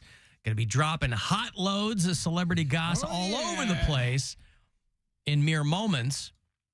I will have tickets for you to see Perez Bilton's alter ego, Bill Squire, live at the Agora on December the 22nd. He's going to be filming his new comedy special. It's called We're Getting Famous. Is that right? Yeah. We're getting famous. We're getting famous. We're getting, am I putting the wrong emphasis on the syllable? Yeah. We're getting famous. We're getting famous. Not we're getting famous. Yeah. Not we're getting famous. We're getting famous. Alan Poundcake really has an advantage over Mary in this alleged love triangle. Brian's a garbage man. He's used to handling black bags. See what he did there, Cody? Yep. Pretty good. Pretty good. And there's nothing more exciting than the unknown. I don't know about that. There is nothing. What's more exciting than the unknown? People fear what they don't know or understand. And what's more exciting than that? People place way too little emphasis on they like to be scared within a certain parameter, like watching a movie. Mm-hmm. But real life fear is thrilling. Poundcake has no thoughts on that. Or is he still getting away? He's probably still getting away. What happened, huh? Nothing. Oh, you're saying you have a texter was saying that you have an advantage over Brian because Brian's a garbage. You have an advantage over Mary because Brian's used to handling black bags. That is the appropriate response. Yeah. Speaking of Halloween, by the way, if you go to AlanCoxShow.com, you'll see a little thing there for Halloween Guide. And it ostensibly is supposed to be all kinds of information. Trick-or-treat times, festivals going on in the fall, 20 of the best haunted houses in Northeast Ohio, which is weird because there are only 18. But all of them listed there for you. Now, again, I really don't mean to turn this into a bit, but I haven't seen any updates to the trick-or-treat times past towns that begin with A. So Amherst through Avon Lake, you are golden. But your Brecksvilles, your Bay Village, my neck of the woods. Berea. Oberlins and Lakewoods. Your Lakewoods, your Oberlins, your Cleveland, Ohios, your Pepper Pikes, your Shaker Heights, your Cleveland Heights.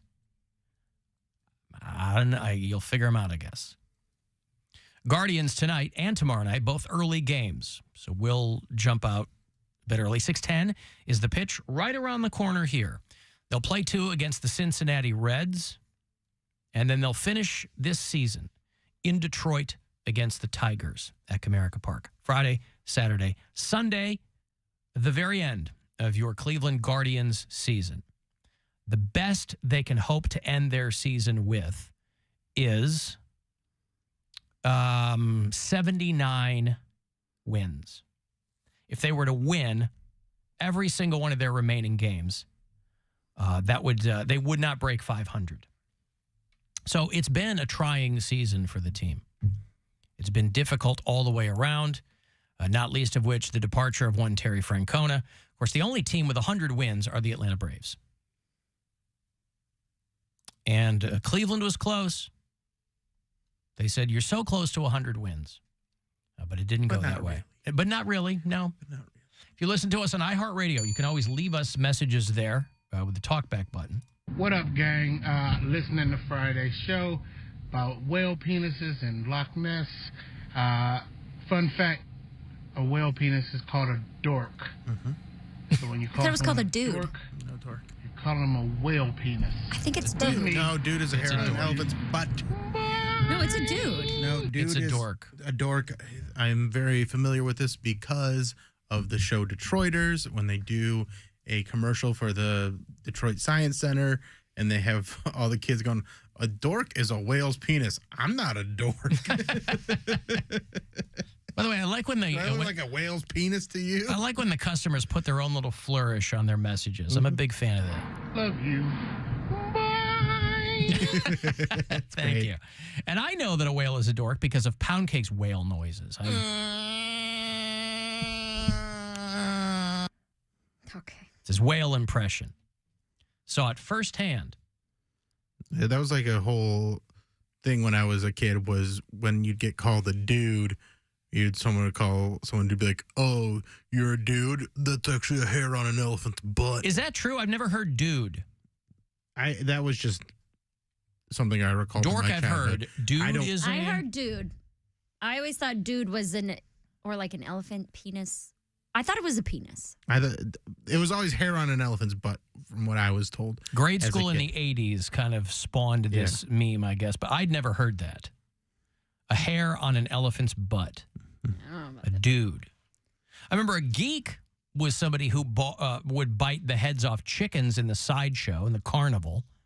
I was a circus geek. And I'd heard of dork, but never dude.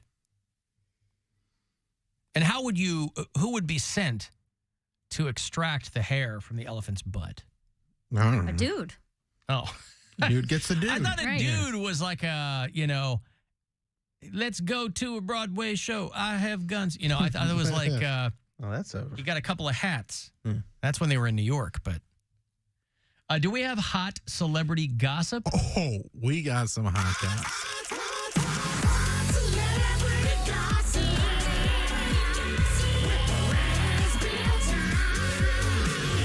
This is Hot Celebrity Gossip with Perez Bilton. Ooh, I got some sweet goss for you. It's going to be like a dessert, just a hot goss cream pie. Mary likes those. She doesn't. Not the goss kind. Well, let's get into this. Obviously, everyone is talking about Travis Kelce and Taylor Swift. And the reports are that they're not officially dating, but there are other reports saying that they've hung out in private on several occasions over the last few months. And according to inside sources,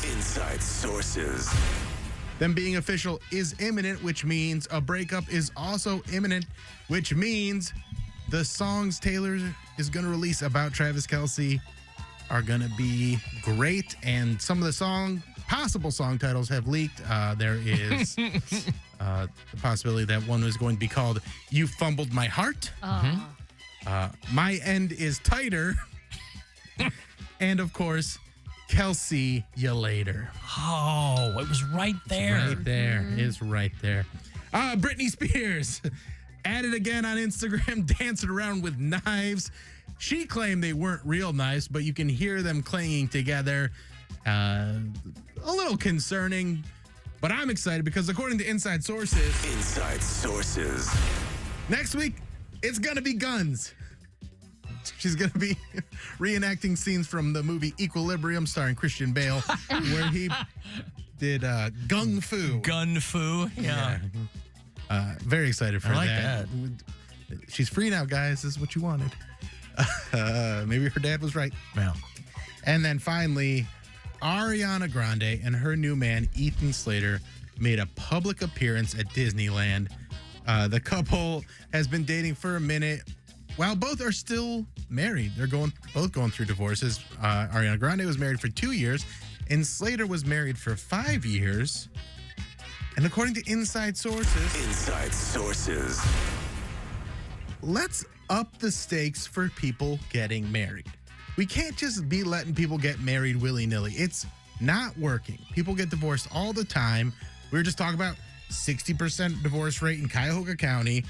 What if there's an algorithm that decides whether or not you can get married? You input everything in your life. It looks at all your social media, your phone use, how your eating habits, your drinking habits, all this stuff. And then that algorithm tells you whether or not your marriage will survive. Huh? I don't hate it. I don't think it'll work. Why? Because things that it wouldn't make sense. Someone like us who has to be on our phone all the time, they would say that that's not good for marriage. But it's what you're looking at, too. Could you apply the existing, there is something in math called the stable marriage problem. Could you apply that from the world of mathematics to people? Yeah, I think obviously I'm a dummy, so I don't know exactly how the algorithm's going to work. You didn't already write it? I did not write the algorithm. I just thought of this because I just keep hearing about people getting divorced. And I think people would use this. This is better than a prenup because if you put in all these different factors, the algorithm's going to spit out how likely you are to get divorced. Okay, but the algorithm can't account for things like cheating. But it can. But it can. How? It can. How? If it's looking at your phone. Because that's a known, but it's also a known variable. Yeah. There are a lot of unknown knowns. There are a lot of known unknowns. It can't account for you losing your job and all your money and your wife having to leave you because you're can't contribute. But it can definitely see your spending habits and see your saving habits and see how likely it is for you to lose all that money. I mean, it only would compile your data up to that point. That's what I mean. You get a portrait. You couldn't predict the future. But you could maybe get a much clearer snapshot of what your future holds. Because I think a lot of people go into marriage just because they're supposed to. And if you have these factors all tied into it, you're going to get a much better... This thing also isn't accounting for love. Mary. That's what AI is for. We're teaching robots to love. Just saying. Right, but obviously it's not going to be 100% perfect, but it's going to... I think it's dumb. I think give you a clearer picture. It's going to give you a clearer picture of whether or not you're ready to be married. I think it's stupid. And we should let people keep making mistakes. Why? Why not? By the way, this is far, far, far from the dumbest thing that we're going to use AI for. So I'm fully on board with this. I think it's... Because my other idea is to do the marriage contracts that you have to renew every 3 to 5 years. I'm good with that. Yeah, that's a good I like that one, but I think this would help be a great asset to that, where you input all this data, and then you use analytics to decide if you're a good person, if you're going to be good marriage material. Would this algorithm then would it make prenups obsolete? Because it would give you a clearer picture of what you were potentially in for. But I think, but then if there's no prenups, then the person can just change everything about themselves and steal all your money. Well, you can't change everything about yourself online. I mean, you do have an established history online. But okay, you have this established history. You don't sign a prenup. You get with a married guy because the algorithm said you have a 98% chance of surviving, but you are secretly not a good person. But that's not online. The algorithm's going to figure The out. algorithm can't figure it online. There's no paper trail. It's not just online. It's your whole life. It's taking How? a snapshot. I don't know. I'm not the computer guy. I'm just saying we're going to figure it out. There's too many variables. Well, that's what the algorithms are for. They're going to figure out those variables. They're going to use a lot of data. They're going to get the best data. It's going to be the best All the algorithm. data. It's going to decide whether or not you are marriage material. And I think it would be very helpful.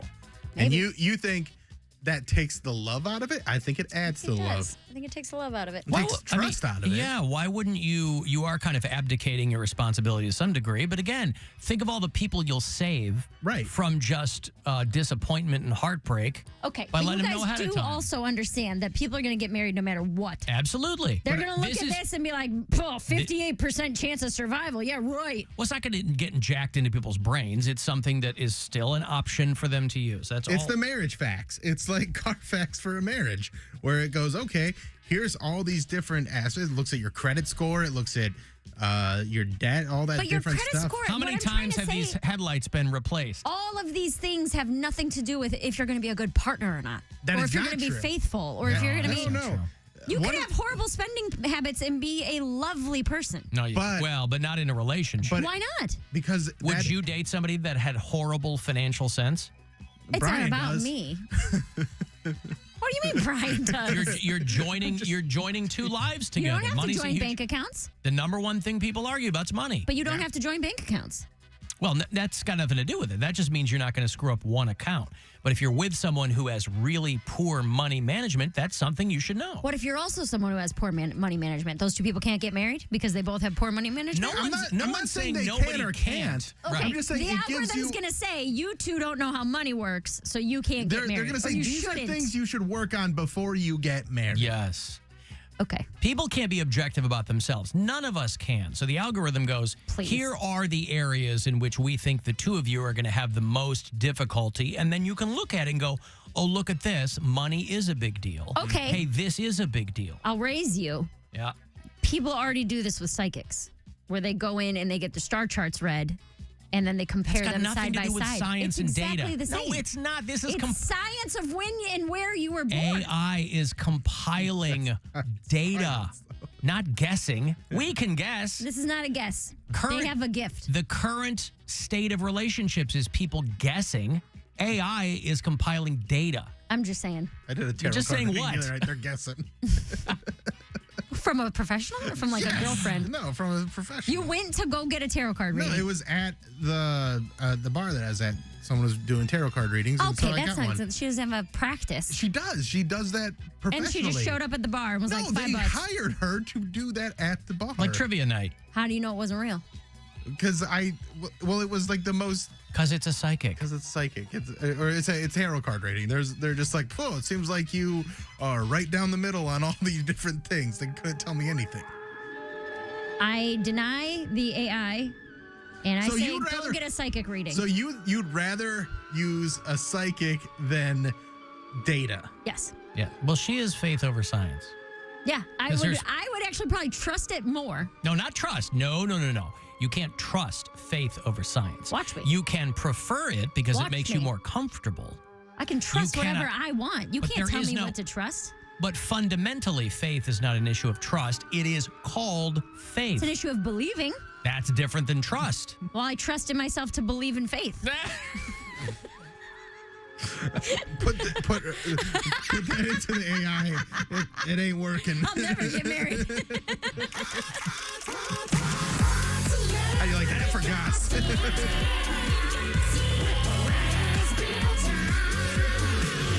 This is Hot Celebrity Gossip with Perez Bilton. Ooh. Do you believe in angel investors? Yeah. Mary? Okay. Well, there you go. Yeah, those are real. I think he's onto something. I believe in a band called the Black Angels, and they kick ass. Yeah, they do. So Are does you one Black of their Pumas. investors? What? Is that what their fans are called? The investors? No. The angel investors? Uh-huh. I don't know. I just started listening to them, and they're great. They're great. Texas band. Let me break here. We've covered a lot of ground, so we're going to catch our respective breaths, and we'll return. If you want to text for anything, 35192, and we'll be back. The Alan Cox Show on 100.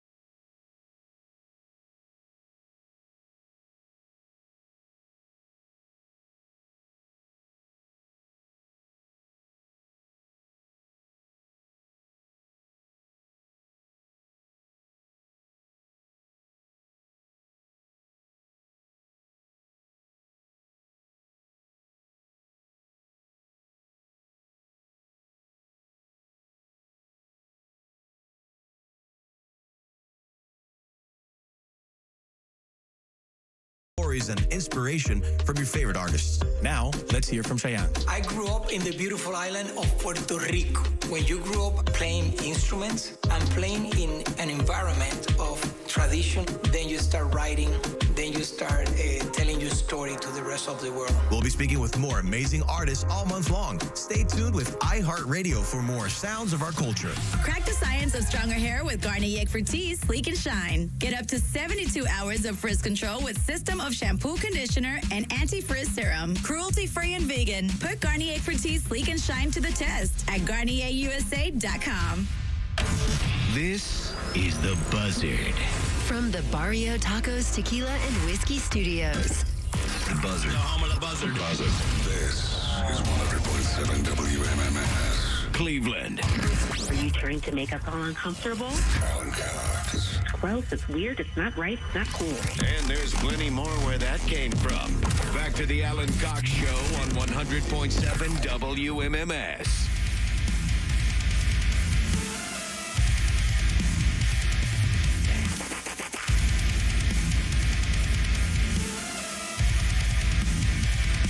$35192 if you want to text. AlanCoxShow.com. Who's helping out today? Another shout out to Bugley Symington. Hey, thank you so much. Do appreciate it. If you listen to us on iHeartRadio from outside the Buckeye State, tell me where you do it. I like to know where people are. Johnny is a bureau chief in Belmont, Mississippi.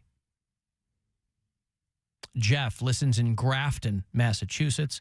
Sonia's up in Schenectady, New York. And some of our most recent new listeners, Chelsea listens up in Peterborough, Ontario, north of Toronto. You can get the iHeartRadio app, of course, all throughout North America. We don't have a Mexican bureau chief, though, yet. Drew listens in Stony Point, North Carolina. Ryan is down in Lakeland, Florida. And, of course, Doug is in Dundalk, Maryland. Guardians baseball tonight, 6:10, tonight and tomorrow. First pitch against the Cincinnati Reds. They got a guy on that team named Ellie De La Cruz, and he is a unicorn to a lot of baseball fans, not least of which Cincinnati Reds fans. He is one of the best players going right now. There's a lot of other guys that get the attention. Shohei Ohtani gets the attention. Mike Trout gets the attention. Understandably. It's not undeserved. But Ellie De La Cruz is a guy who's out there. He's getting attention. People are aware of him. Yeah, but I think that there's fewer people that pay attention to him because they're not paying attention to the Cincinnati Reds. I mean, Joey Votto, but he's done, right? Didn't he just play his last home game? I think so, yeah. But also, he's 40. It's just baseball too, because even the guys that are getting attention just don't. It pales in comparison to all the other sports. Mm-hmm. Right. Well, not all the other sports, but like football, of course, overshadows everything. But it also makes it a little easier to stand out in baseball, I would think. You think football overshadows basketball and baseball? It absolutely does. Yeah, does it? definitely. Yeah. Okay. It's football. You mean nationwide? The culture, nationwide. yes, the culture around football is Football wild. is so much more popular that the second most popular league in America is college football. That's more popular than the NBA and baseball. Oh, college football is more. It's the number two. Okay, yeah. Than NBA or. Mm-hmm. You mean to tell me it's not hockey? Actually, the WNBA. WNBA is more popular than the NHL. Well, the Super Bowl is going to be the Superb Owl is going to be happening out in Vegas, February the 11th. They announced that Usher is going to be your entertainment for the halftime show. He's dropping a new album. It's going to be Outbreaking Hearts. It's called Coming Home. He has 8 Grammys under his belt. You underestimate Usher at your own peril. That's one where, we were talking about popular songs that people don't know. I know Usher was on the song Yeah. That's his song. What the hell am I song? supposed Okay. to do? But that's the only song I can name His of biggest his. one. Yeah. I'd say, or one of the biggest. That's the only one I know of Usher. I don't know his. Oh, other that's songs. the only one you know. Yeah, I might recognize it if I hear Let them. It Burn is good. Love in This Club, that's a good song. Yeah, but DJ Got Us Falling. DJ Got Us Falling. That was my. When that came out, that was my jam. That's dead on, right? Okay, I thought that was Chris Brown, honestly. DJ got us falling in love again. I feel like Shut up, Mary. Is that part of the song? I'll listen to it then. DJ got us falling in love again. Okay, I know that one. Get that pitch. But I wouldn't have known what it was called, or like again, I probably have heard these songs. That's I him would and recognize them if I hear them. But I want to hear I Don't Mind. I don't know. Poundcake and Mary go deep with Usher, and Mary, do you know the I Don't Mind song? I don't think I know that one. It's him and Juicy J. Yeah, I don't mind. If you dance on a pole, don't mean you. What about I Hot might know Toddy? it if I heard it. What about Hot Toddy with him and Jay-Z? Love that one too. Yeah, I do know this. If you dance. King Ho, copy. You call me King Ho, copy. Peace up, A-Town. I like Let Me See. You remind me of a girl. Yeah, they're all good. So, yeah, Usher's going to get up there and people are going to go, oh, right. It's kind of like Nelly. You go, oh, my God, I know that song. Oh, my God, I know that song. Oh, that's a great song, too. I know he can dance. I know he can put on a good show. And Let It Burn, of course, his ode to giving people herpes. Mm-hmm. Not really a burn. I want to. Well, I don't know, so I'll take your word for it. I don't have it either. I don't know, but I know herpes doesn't burn. No, herpes. The clap is the burn, right? I have no idea. The clap is chlamydia. I think so. Well, Poundcake stops himself. I mean, well, no. Does herpes burn or like? That's what I'm asking. Does herpes burn? Good. It's like, isn't it just? This is Scream. This is a good one. Herpes I was mad he didn't perform sores. the same It's concert. open sores. I can't imagine it feels anything other than burning and itching. But I'm talking about like when people talk about I got burned, that's chlamydia. That's not herpes. I thought I got burned just meant you got something. No, I got burned. I thought was Or like my pee burns. Yeah, or like. I thought it meant I got burned by a girl. She gave me something. Well, I'm going off of conversations I've had with a dude that was burned, and he was talking about chlamydia. So that's my experience. I think that's what it means by burning. But I think people just use it for all because it STDs. burns when you pee and stuff like that. I don't know. Wow. And herp is just herp is just cold sores. That's the sores. Yeah. You pay $8 for a Breva. Way more than that. 20. Gotta get that. It's two different kinds of herpes. There's like there's a simplex, one duplex, and triplex. I think so. It's like a 1, 2, and 3. Because so just so I'm clear, herpes duplex is when two cold sores live right next door to each other. On top of each other. Yeah, gotcha. Yeah. No side by side. That's an up and down. Because the outbreaks for herpes, you only get them. I mean, you can get them a lot, or you can get them very little. Like some people who have herpes might have like a flare up once every 10 years, but like during that 10 years, they're really that. Well, so how do you know if you don't ever flare up? You know how they say everybody has HPV? Mm-hmm. Well, they do. Well, a lot of people have herpes too. But if you don't ever get a flare up, how do you know? I think there's some type of blood That's why test you you get can tested. get. Yeah. I mean, if you get like I get an annual checkup, and a week. Still? What do you mean still? Yes, I'm 52. Not You for get herpes. I was like, you get annual STD tests No, when no, you are a married 52-year-old man. Not STD. I said an annual checkup. I know, but we're talking about STDs, so Right, I thought well, you meant you what get an I was annual. that way, yeah. You get an annual STD What I was going to say is that the week before that, I get a full blood panel done, and then my checkup, we go over that, and part of that is all of those things. So that way you would know, but there's a lot of people not having that done. So if you're not getting a flare, I'm sure there's all kinds of people that can text me what's going on with herpes, and also in fairness, I know we're having a bit of a larf, but that was a rumor, right, about Usher, or was that? No, he did. He had herpes and was paying women either to stay quiet or because they were gonna. I thought that was somebody trashing him in the tabloids. No, that was like a whole thing where he was paying women like $100,000 that he gave herpes to as like a hey, my bad.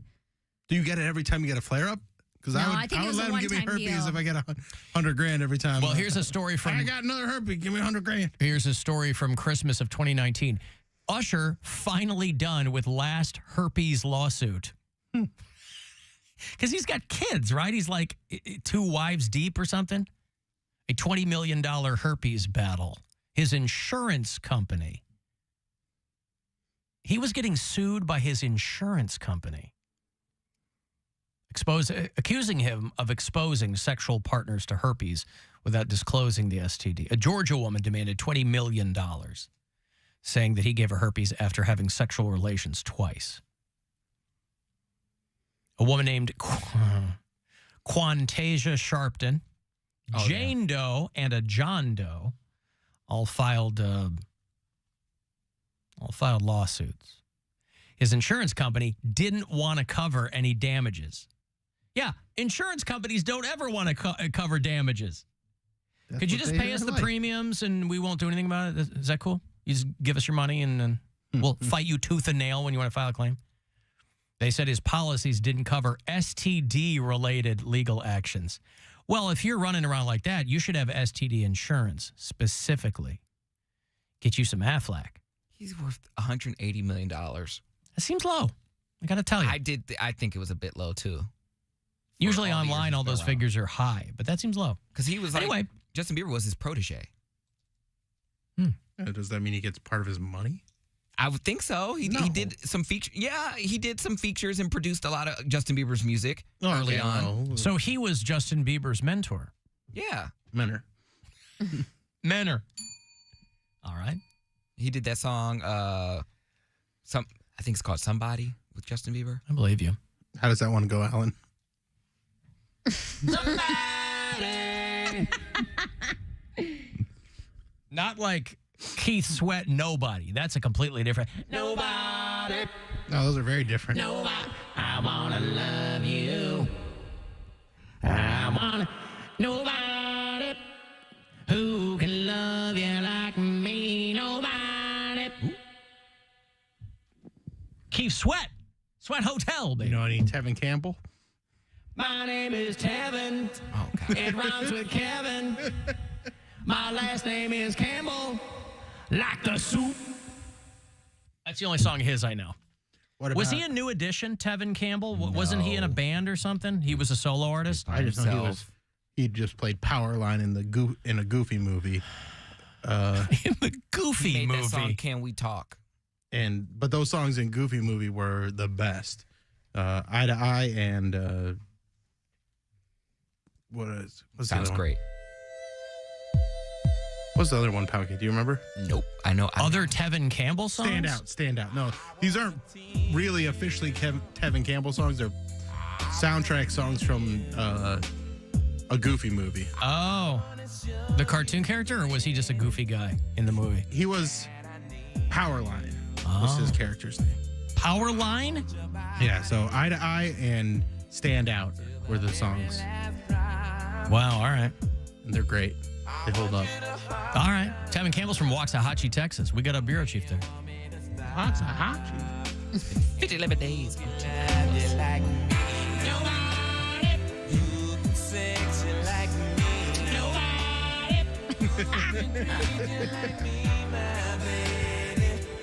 Nobody, baby. Nobody. Who can do it like me? Nobody. Who can give you what you need? Nobody. Who can do. All right, that's fun. But what a great song. Keith Sweat. His panties dropping left and right. Too. Keith Sweat's a great name. Keith. Well, his full name is Keithrington Sweat. Pants. Sweatpants.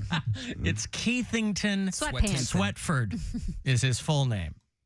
I wonder what his real name is. It's probably like Jerry Markley or something. Jerry Markley. Right? It's Jerry Markley. Keith Sweat. Oh, they don't want to put his name on there. What? Oh, it's his real name. There you go. He was born to Juanita Thompson, a hairdresser, and Charles Sweat, a factory worker. Oh, man, you want to talk about a self-fulfilling prophecy. You have to be a singer when your last name is Sweat. An R&B singer, no less. Mm-hmm. Right. You could be a personal trainer. A little on the nose. There's a fat ginger R&B singer that I like a lot called Teddy Swims. He's great. Oh, yeah? Yeah. All right. A little Teddy Swims. You can, Lose Control. It's a great song. That's a real person? It's a real person. Teddy Swims. Yeah. All right. He's got face tattoos and A fat ginger like Mary likes, like Luke Combs? Stop it. Oh, sorry. Yeah. All right. Keith Sweat. What's that song with Cut Close? Remember Cut Close? This is all mid-'90s stuff, so probably nobody remembers I know it. this Remember stuff. Twisted? Remember that? You know Yeah. Oh, Twisted. What a great goddamn song. When it comes to R&B, I'm more into like Boyz II Men and Brian McKnight. They would just play this at our school dances all the time. They play Twisted at your school dances? Yeah. They didn't, like the chaperones didn't know.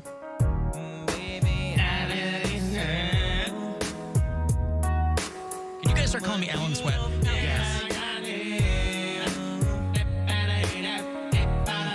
How about Sweatcocks? Yeah. Or Cock Sweat. You'd probably do better. Easy, Slick. Yeah. All right, well. Try your new name. I know. Let me hear some Teddy Swims. Oh, okay. So you're making that up, but No, it's real. all right. Teddy Swims. See if I have any in here first. It's probably not. Nope. Okay, hold on. Okay, then do Boyz II Men and Brian McKnight. No, Mary. You know that song already. I'm trying to expose people to Deep Cut. No, nobody knows Keith Sweat. I mean, yeah. There he's- wasn't he's from the It's mid- Alan's show. It's Alan's show. Okay, but nobody is not a deep cut. All right. 6812. 6812 by Brian McKnight. It's a breakup Teddy song. Swims. Oh, what's the song? Lose Control. Lose Control. This is that Missy Elliott. Music make you lose control. Something's got a hold on me lately. Oh, okay. This is So country. he's like a Chris Stapleton type Yeah, of guy. this is a country Oh, okay. This is country? Yes. Yes. Listen to this. This is not R&B. This is a guy who doesn't want to be a country singer, but his voice unfortunately wants This is- him to yes. do that. So This is country music. Out of my mind, how many times Yes. did I tell you? This isn't country. This is 100% country no, music. no. He has a country music voice, but he's a guy that's not gonna. But This he is a country ballad. he sounds like Chris Stapleton, but he's a guy that's going to be trying to do like a Post Malone thing. Keep playing that. This is absolutely country music. That is not country music. No, he has a country music voice, but he's clearly doing pop. Taking a toll on me, trying Listen to my that. best to keep from Yeah, that music is not country music. But he his has a his voice, his Yes, twang, his he voice. is a country singer. Well, it says he grew up singing everything. He's like the Night Sweats. How could you hear this and not immediately hear country music? Because I don't hear country music, because I hear the music. Oh my gosh. His voice doesn't mean anything to you. He It sounds would be like- exactly like if you want to Yes, mix we've Chris Stapleton established that and we've established that his voice. what I'm saying is Bill likes country music and he won't admit it. This guy sounds like if you were to put It's Luke like Combs Nathaniel and Chris Rateliff No, and it's the not. Night Sweats. Yeah, That- it's that- very No, it is similar not. to That- Nathaniel Rateliff and the Night Sweats. That music is not country music. But this if guy, you put you could put him in a country band. He would not sound out of place. But he sounds like a mix between Chris Stapleton and Luke Combs. yes, another fat ginger. But this music is not country music. His bio says he's worked in every kind of genre. He's done 80s hair metal. He's done metalcore. He's done alternative bands, what they used to try to call country alternative bands. And then a few years ago, he went on his first tour of the U.S. as a solo artist. Genres, R&B, soul, country, pop. So he does have country roots, but that is not a country song. Teddy Swims. Now I wonder if his real name is Swims. Here's his real name. Teddy. Jayton, Jaten. Jayton Dimsdale. Man, he From should have gone by Atlanta, Georgia. Dimsdale. Yeah. Just Dimsdale. That's a great name. I'm Dimsdale. Teddy Swims. He's coming to the Agora. I know. You I gonna got go see him? tickets. Yeah. November 5th. Wow. All right. He's 29. Maybe you should take Mary. I would listen. I mean, I really like that, but because I enjoy country singers. Right. And Bill, I mean, he's he's a sings- country singer, but he's Okay, singing But you enjoy country music. some. I've There you always go. said I could enjoy some. No, I don't care for country music, but I do really like that Chris Stapleton vocal sound. Chris Stapleton, I like that sound. But that sound... It is soulful country. It is, but it comes from a long line of like singer-songwriters who weren't necessarily country artists. It's You guys are really doing a lot of you're doing a lot of flips and goalpost moving to say that you're not a fan of country. It's not country music is the point. That's not country music. Okay. It's not. Okay. You think that I'm it is? saying okay. So in your mind, the voice supersedes the genre of music. 100%. I see. Because if you had Keith Sweat singing over a Luke Bryan mix, you would be like, this is not country music. No, because the Luke Bryan stuff sounds, that music sounds like country. So that's what I'm saying. Like but Teddy if Swims. Keith Sweat were singing over a Luke Bryan track, that would not be a country song. Yes, it would. No, it wouldn't. Yeah, it would. Because Keith Sweat doesn't sound country. That's what I'm saying. Teddy Swims is not going to perform at the Grand Ole Opry. He might someday. Whatever you got to tell yourself to make you feel better. I feel fine. Okay. And you know why we feel fine? Why? We don't listen to country music. Okay, you just did, so. No. Okay. We listened to a guy singing over a pop beat. Okay. What other country artist is doing that? All of them. No. Luke Combs. I said Luke Combs and Chris Stapleton. They both have songs that sound exactly like that. No, their voices sound very distinctive. Oh my God. They're not doing... Let me find a Luke Combs song. You're going to play one of the friggin... You're going to play 3 Too Many.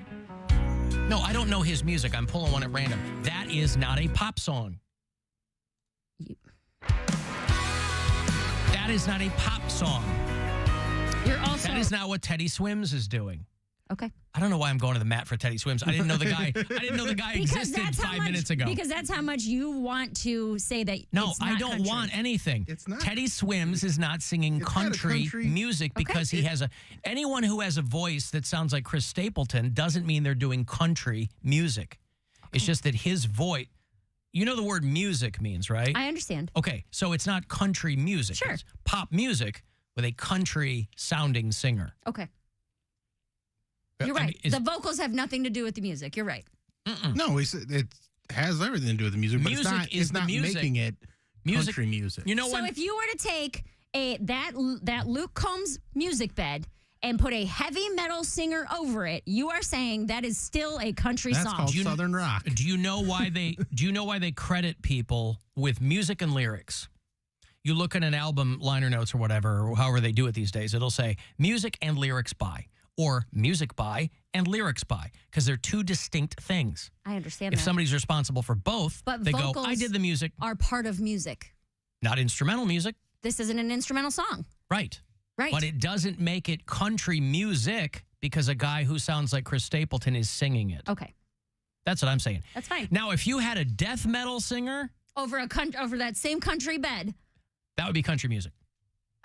Oh my God. Literally. Now, this is insane. No. Because the music is country music. They're not going to get signed to a country record label, but that music is country music. That's all I'm saying. They're two distinct things. You can have whatever singer you want. You put it over this, it's bluegrass.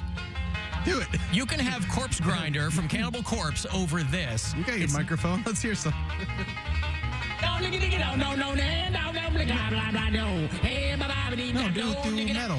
Do metal.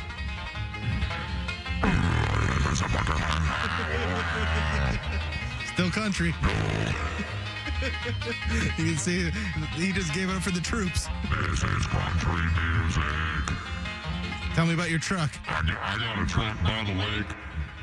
I get drinking on Saturday, church on Sunday. Anyway, you I don't know what conclusion we've reached, but We haven't. Can we all say that Teddy Swims sounds pretty cool? I do like it. Yeah. Yeah, it's good stuff. You want to go? I think the girl I was supposed to go with doesn't want to talk to me anymore, so.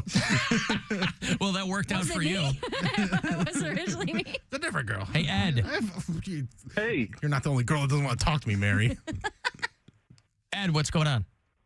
Hey, Alan, what's happening? Love the show. Hate the show. Thank you, sir. I'm calling in about Teddy Swims, a little backstory on him, because I've been listening to him for a while now. Yeah. He's actually been singer in several bands, none of them being country. One metal, one like coffee house rock, and another one kind of pop with a little bit of twang, but never country.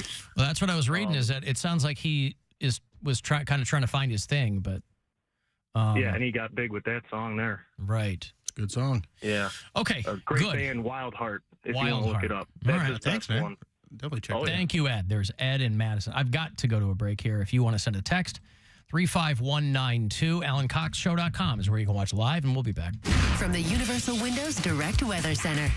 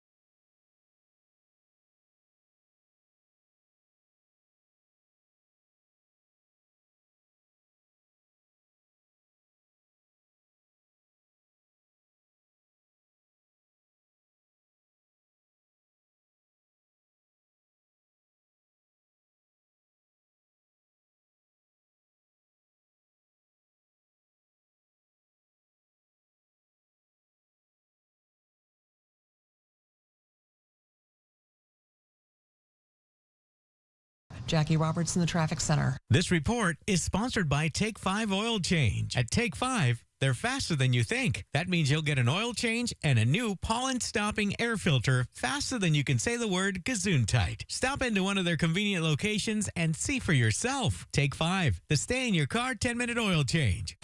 Why is iHeartRadio the #1 streaming radio app? Free music. Free live radio stations from all over the country. Free podcasts. Free playlists. Free contests. Free artist radio stations. Commercial-free stations. It's free. I love iHeartRadio. Join the millions of music, radio, and podcast fans on the #1 streaming radio app now. iHeartRadio. iHeartRadio. iHeartRadio. Free never sounded so good. It's time to give stuff away. Hey, it's time to give stuff away. All right, you want to go see Bill Squire this Christmas. The show is December the 22nd. He's going to be taping a new comedy special there, along with the Mary Santora and Martin Malloy. It is December 22 at the world-famous Agora. Tickets are on sale if you go to agoracleveland.com. All the info is there for you. You can win a pair here. Be caller number 10, and you'll be there. Good luck. 216-578-1007 or 800-348-1007. You know that part of your brain that regulates good decision-making? Thanks for turning that one off and turning on the Alan Cox Show. Sorry about all the cocks. On 100.7 Sorry about all the cocks. WMMS. I got a deep bosom woman. She knows exactly what I'm looking for. Oh, my deep bosom woman. You know she squeezed me till I don't want no more. This is the new Teddy Swims. Have you heard that? Oh, she squeezed me all night long. Sorry, this is Brad Paisley. From sunset till dawn, till I can't go on. And I beg her no more. Oh, my deep bosom woman. You got to give it up for the deep bosom woman. Exactly what I'm looking for. I feel like this is a spiritual successor to Fat Bottom Girls. There's a direct line between Freddie Mercury, to Deep Bosom Woman. Bosom woman. She squeezed me all night long. You know she squeezed me till I beg her to stop. Boy, a little public service announcement for you kids who might just be kind of becoming awash in hormones and starting to maybe notice the opposite or the same sex. Don't ever squeeze someone until they beg you to stop. Don't get to the point where there's begging going on. Unless you get to the point where that's your thing. Well, I was going to say, what if you're into that? Well, but you got to get the moxie to figure that out. You know, out of the gate, you're not going to know that maybe, but give it up for the deep bosom woman. I was reading about this woman in Mexico City who's 52, and she's very, very uncomfortable.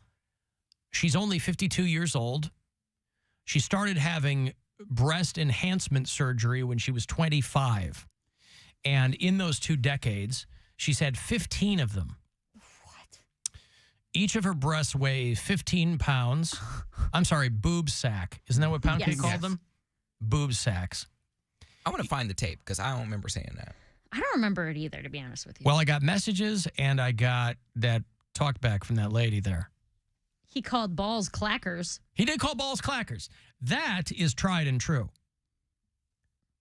Sabrina Sabrak is out of Mexico City. Each of her jugs is 15 pounds. She has to get custom triple T cup bras. Oh, God. It used to be double T. Those were her... Like a twisted T? Those were her TT bras. But however, it's cost her over $100,000. Boy, you want to put up? You want to put up camera 6? Yeah. Let's see this. Nope. Something else. Look. Wait. Twisted Tea ad. Oh, shut up. Seriously? Yeah, it was already there. Oh, boy. The algorithm, Bill. Yeah, she's 52. Well, I'll show her to you. Yeah. There she is. Each of them weighs 15 pounds.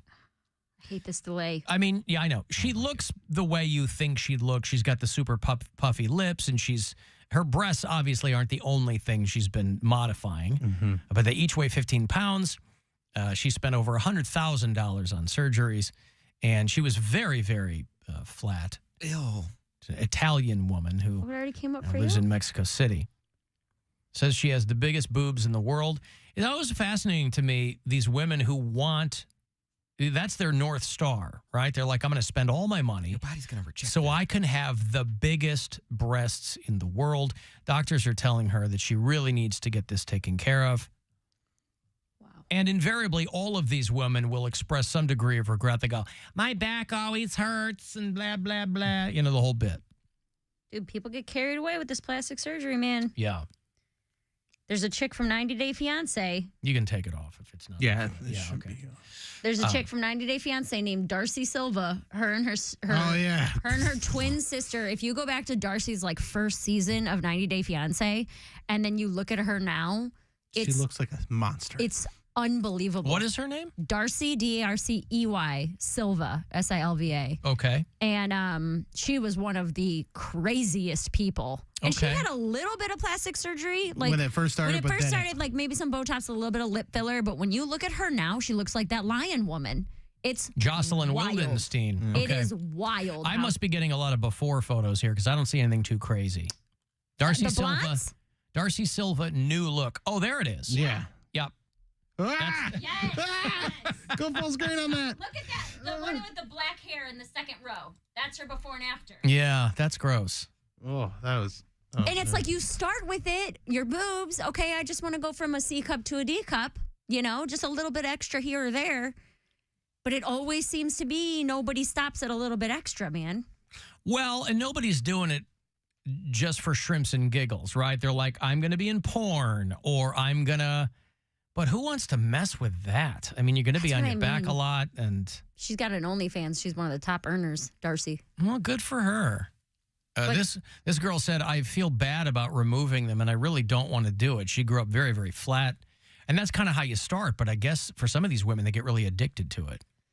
It's just that, there are a lot of women who had implants over the years who swear that they made them sick. After a certain amount of time. Have to. Like your 20 body years. is not meant to handle all that. Well, I would always think that after that long, though, it's probably, they're in there, but there are a lot of women, even though a lot of doctors can't zero in on that being a thing, but women are like, look, take it from me. I feel way better after I had them removed. And they weren't dealing with no triple T boobs. Here's the other thing, though. I am always amazed that doctors are willing to keep doing it. She has found a doctor that's gotten her up to that size. That's why she's based out of Mexico City, because I guess that's true, You know what I mean? Yeah. She's from Argentina. It's probably where she started. There's a lot of places they'll do whatever you want if you pay them. I mean that Michael that, Jackson. Yeah, that's crazy. He to me. should have stopped after the Bad album. He was so hot. He was a light-skinned Michael Jackson, but no, couldn't stop. Had to keep going. Had to get the nose, had to get the high cheekbones and get rid of his little lips. And he was a white man. This woman says that she will happily go to a C cup, which is a big decrease, obviously, from her 38 triple That's T. what I've got. She said, I don't drink alcohol because it dries out your skin, and that's super important to not do that. You got to keep your skin fully hydrated, especially since a lot of it there. It's being stretched. Yeah. Well, it's your body's largest organ, right? But also, your body, your choice, man. Yeah, that's right. Do whatever you want. That's just... I don't ever understand how people can afford that. That's all they put their money in. Yeah, but you have to make that money first. They're like, I spent $150,000. But not all at once. These guys, no, but it's over time. A lot of people don't make that money in their lifetime. Yes, they will. Or she'll have guys paying for it, or Well, like that's- sugar daddy's giving her $1,000 here or Yeah. $1,500 there, and she saves it up and gets a procedure. Hey, Judy. Hi. Judy. I just wanted to Jude. chime Okay. in. I might be a little late on the conversation. It's all right. Chris Stapleton is country. I'm not familiar with the second artist. I really like his voice. He's great. But I'm a Mary fan, and I'm going to say they're country. Hey. So, Mary, you got my vote. Hell yeah. That's all that matters. That's a dumb way to vote. That's not how you should vote. You should vote with the facts, not just because you like Mary. Listen, you got to plant your flag in something. You got to believe in something. Judy believes in Mary. That's all right. Amen. All right, just come see Mary at the Agora then. Go, Mary. Hey, Mary at the Agora with special guest Bill Squire. December 22. Bill's headlining for me. I'm filming a special for Mary. Yeah. She's the only person that's going to watch it. It's called She and I Are Getting Famous. Is that what it's called? Yeah. Pretty close. If you could do a plastic surgery to your body, what would you do? Who? Get my All ears of us. closed. Get your ears closed? Yeah, so I don't have to listen to you anymore. Wow. Just quit the show. Mary You're Santora. still everywhere, Mary. You're everywhere. Fighting Can't avoid words. you. I don't like my nose and my chin. Which you can only do one. What are you getting a chin? You getting like a Superman chin? Like a big old square butt chin? No, I don't like a butt chin. I just don't care for my chin. I'm only getting one. You can get one plastic surgery for free, and there's like guaranteed nothing will ever go wrong with it. I would probably have my pinky lengthened. Oh, just one of them? Yes. Right or Just left? one. Yeah. Symmetry's overrated. I'd get a vibrator, put in my wiener. They're like, you gotta. It would hurt. Can you turn it off? Yeah. It's like Wi-Fi controlled. Oh, it's a clapper. So you get the clap in a different way. The clapper's next to the clackers. I get the clap now.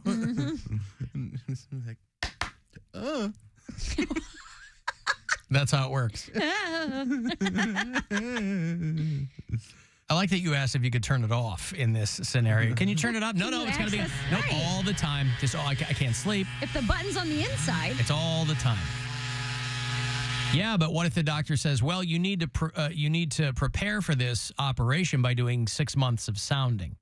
We can't just go in That's there true. and You gotta start stretch it this. out. You got to stretch it out. Help us help you. Would you do it, Bill? Mr. Squire? 6 months of sounding preparation. Oh, no. It's the only way. That's the only way to do it. Well, maybe. I don't know. It'd be worth it. Not for me, but for the ladies. My vagina said what?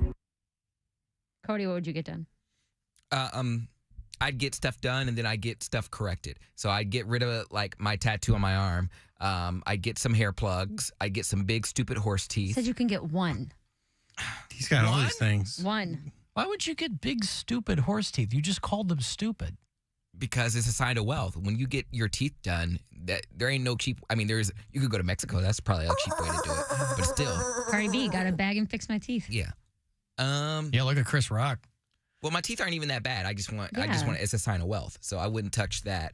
You mean you get a grill? Regular like implants are not a sign of wealth. I mean, they're not cheap, but there are a lot of people doing them. I really don't hate myself that much. I probably would get like, if I can't get rid of my psoriasis, like if I can't get a skinoplasty or something. A skinoplasty. Yeah. LASIK. I'd probably just get my eyes done just so I don't have to wear glasses anymore. And Freudian wouldn't have to slip. Bother with contacts. Have you seen any of the photos about the pharmaceutical startup in Japan that says they have a drug that will grow new teeth? No. That's terrifying. They want it on the market Where do they grow them? anywhere you want them. Armpit teeth. No, like in your mouth. Oh. They were testing it on ferrets, and they said that they have ferrets that have grown new teeth after they administered a drug to stimulate the growth of tooth buds. Now, hold on. They want it on the market around 2030, so they're still 7 years away from rolling this out. But they're going to do clinical trials on adults next summer.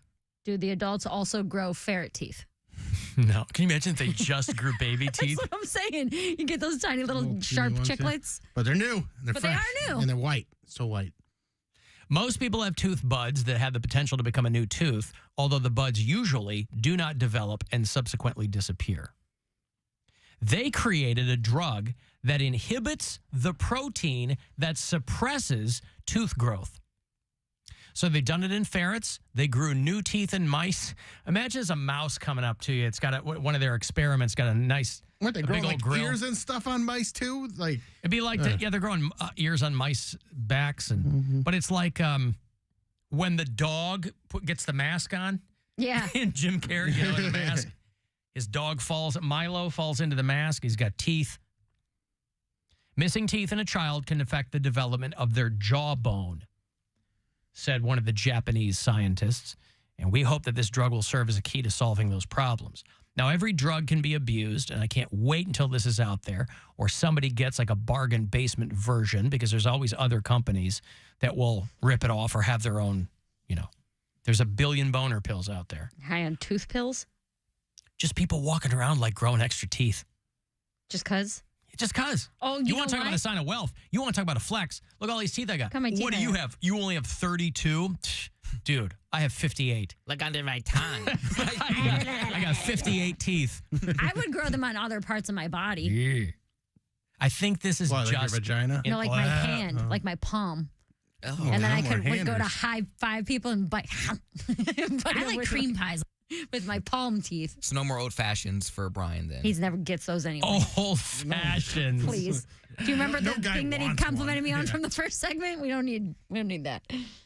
All I'm saying is Although the last old fashioned that I got was palm teeth. and no, it was in my car, and it was like I was dropping a girl off, and it was the fact that she got me there. I was very impressed. Like she went for it. Good for her. Yeah, she's a champ.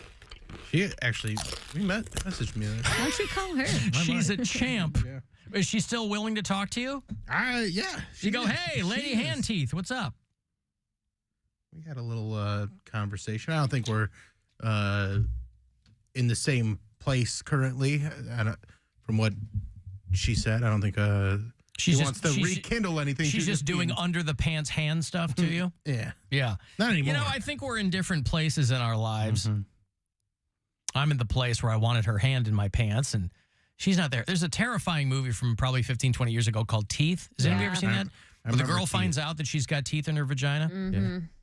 Terrifying. I would grow them there too. Right. You got to go to the dentist 2 times. Oh, do you go to the dentist or the gyno? Yeah, both. The gynecist. Well, you'd have to have the guy consulting right there. You'd have to, bring out the drill. The speculum would have to have a drill in it. Ugh, And those things right? are already so uncomfortable. Well, they got to warm them up a little bit. But and they then, couldn't because it would be metal. It would be like if when you went to the dentist, they propped your mouth open with metal. Yeah, but they already do that thing. I mean, if you're getting stuff pulled out. Not with metal. I don't know. The Japanese are going to have to figure this out. Listen, these are the people who brought us panties in vending machines. I have every confidence. Wait. Not just panties in vending machines. Used panties in vending machines. It's not a vending machine so women that They have have an accident accidents, yeah. can buy panties. It is a woman had an accident and then sold her panties. Wait, there's no option for clean panties? No. I don't think so. This is like a fetish thing. Well, I get that, but it just also seems like you're missing out on a portion of your market if you don't That's have not enough. Guys do not want to buy fresh panties. No, There's no point. It's like trying to sell I'm talking about diet the root ladies. beer. Nobody's buying it. Talking about the ladies. No. Every vending machine you go to, right? It's got 1 row of vegan chips. Now, most of those people aren't buying those either. But why not 1 row of fresh, clean panties? Because if you press the wrong button, then you have to put on used panties. And they cost you $50. You're not going to push the wrong button. F9. There it is, Yeah. clean panties. Have you seen how confusing Japanese letters are? But they speak Japanese. Right, but no one's going to those vending machines for that. So why would you waste the real estate with it? I'm just saying, if you say, let's say you have, like, how many rows in the vending? I get what you're saying. That's all I'm saying. But 1 row. I'm saying It's not for that. no one's going to buy that.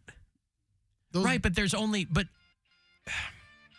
I'm just saying you're missing part of the market. But you're not, though. But you're not, because nobody's going to buy those panties. But if you get the word out, hey, ladies, like you just described it, if there she was- has an accident. If there was a market for it, there would be I guess that so. kind of vending machine. But there's not. A lot of times there are phantom markets. You don't know till you know. I think Cody maybe said they something maybe like they would that. try it. Maybe they have tried it. You know, ladies, you had too much gyoza at lunch, and you had an accident. What? I think that's a good side hustle, though. Like if a guy, like... Clean panties out of your trunk? Straight guys selling their... Like knockoff Coach bags? No, their boxers or something in a vending machine. Because no one wants to hit them. No one wants to go through the process of hitting them up through OnlyFans or something. Why don't you start that? Okay, maybe I will. Mm-hmm. I could sell my panties. My panties. I could sell my underwear, but I'm not going to do anything nude. If someone wants to smell my shorts, feel free. Smell my shorts. Ah, the old... Then do it. Bart Simpson thing. I got a hot dog with bologna in my panties. Got a hot dog with bologna in my panties. Got a hot dog with bologna in my panties. Got a hot dog with bologna in my panties. Got a hot dog with bologna in my panties. Got a hot dog with bologna in my panties. Got a hot dog. I'm not sure what the point is of that song, but... Exactly what he said. I didn't hear what he said. I got a hot dog with bologna in my panties. Got a hot dog with bologna in my panties. Got a hot dog with bologna in my panties. Now I get it. Listen, you never know where those untapped markets are. But you're probably right. They probably, at some point, devoted one row to the ladies. But, I mean, think about people who like, buy and lease out vending machines. They can really make bank, Poundcake. You fill yours with crusty skivs. Well, they wouldn't be crusty. They'd just be worn. Yeah, but don't you have to appeal to every subgenre? You're going to want a row of crusties. Yeah, the workout ones are the most expensive. Like the ones I would go do like the rower at Orange Theory. Got to charge for extra wear. But even that gets really specific. You'll get guys that are into that. They'll be like, I want panties where you've only ridden the exercise bike for half an hour. Yeah. I don't want panties from like a 3-hour workout. People do this all the time with socks and Right. pantyhose. They'll be like, I want you to wear the pantyhose with no underwear for 2 full days. Make sure you sleep in them. And then I'll be like, okay, that's $5,000. And they're like, what? I got 20. I'm like, there's got to be a happy medium. There's not. Between $20 and $5,000. You're right. There is $4,800. I got a break. Guardians baseball on the way at 6:10 tonight. It's the first of only 2 against the Cincinnati Reds. First of the last 5 games of the season. It's right around the corner here, so we'll get you into the first pitch right after 6. 35192 and a text for anything else, and we'll be back. The Alan Cox Show.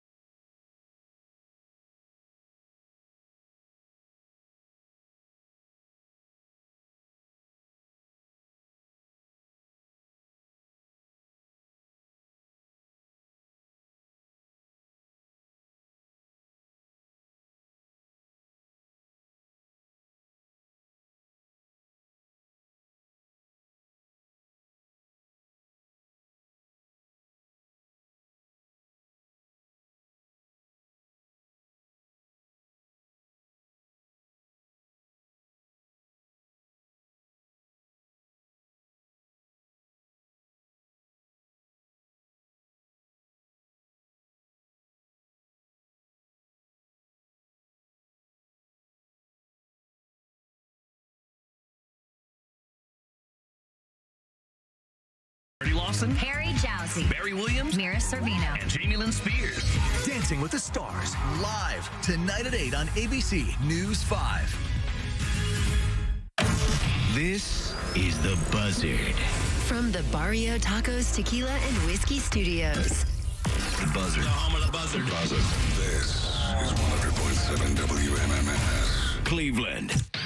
The Alan Cox Show. Hey, how you feeling? You okay? WMMS. Buzzard Radio. Ezra Snowflake.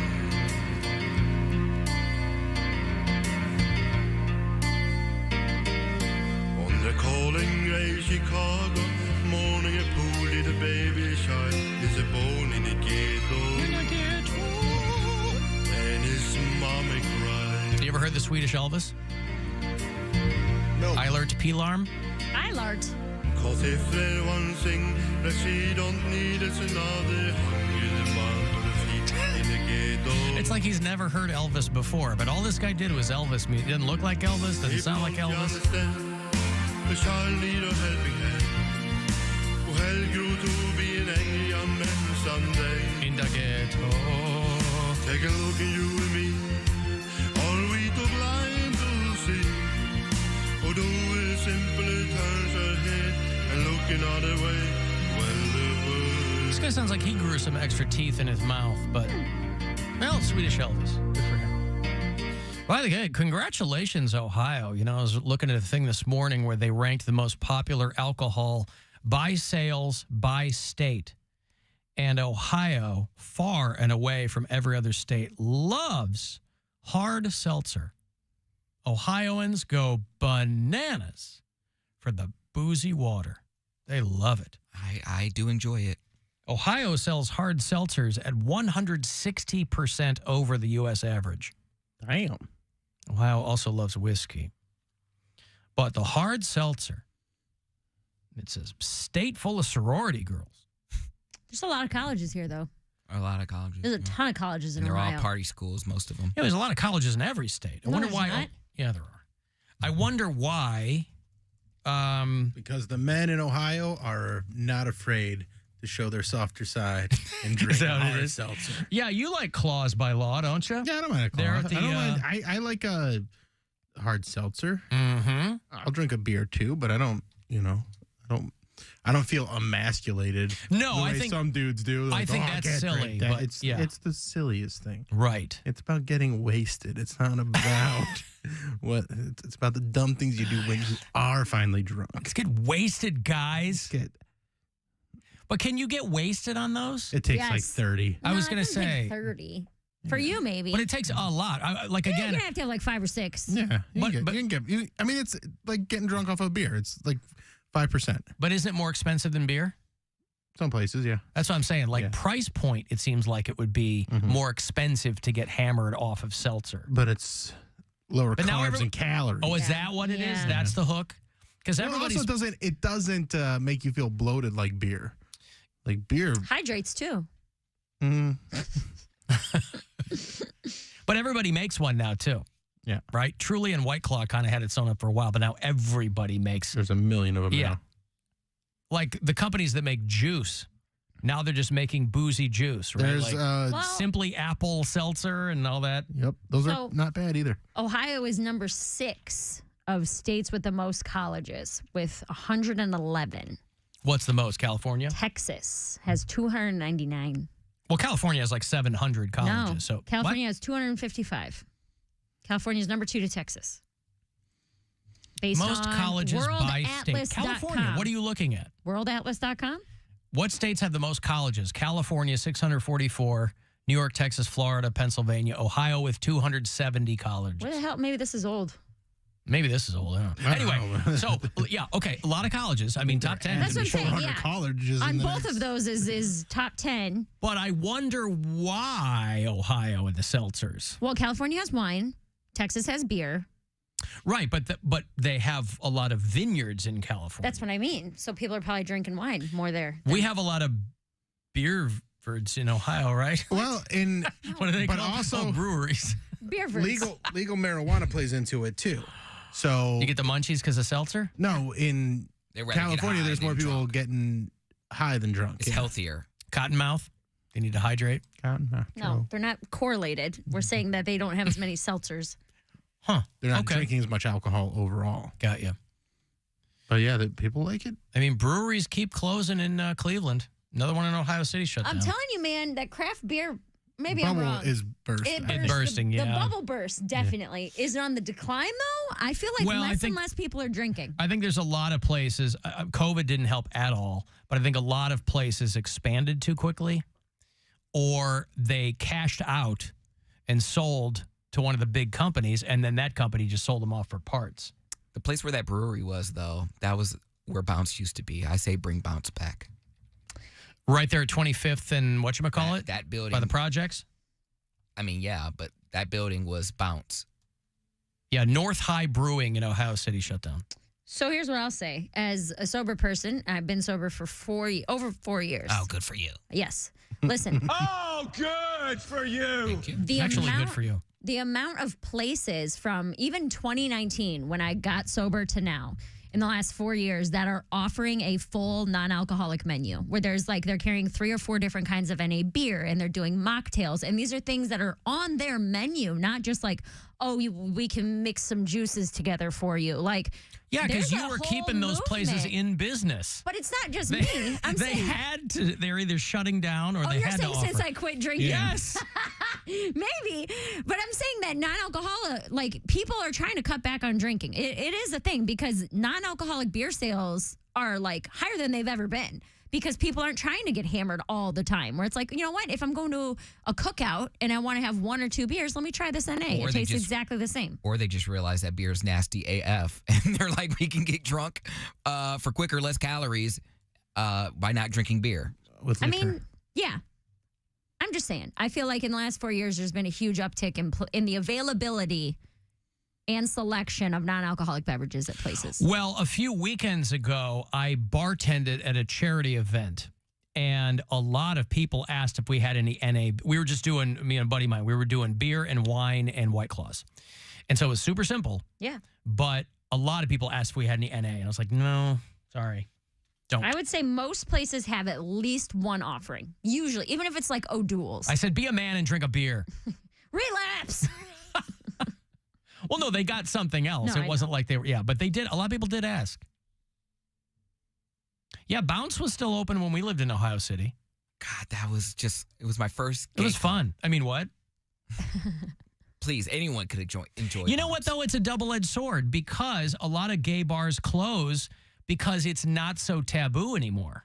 So it's kind of bittersweet because gay bars were like the places you could go if you were gay. Like that's where your community was. Now, you know, places do drag night or they do whatever. It's way more open. So it's kind of, it's good in a lot of ways, but bad if you're a owner of a gay bar. Like they had, that whole little street used to be what was considered the gay district, I suppose, because they had Bounce right there. And then across the street, I think right next to Jukebox where all the condos are now, there was a place called Man's World, and that was 21 and over. So Yeah, I never there was got to be old enough to go to that place. Like that stretch of Detroit between Gordon Square and Ohio City there, for a while, that was a big deal. Mm-hmm. But when we used to go to Bounce after we work at the Improv.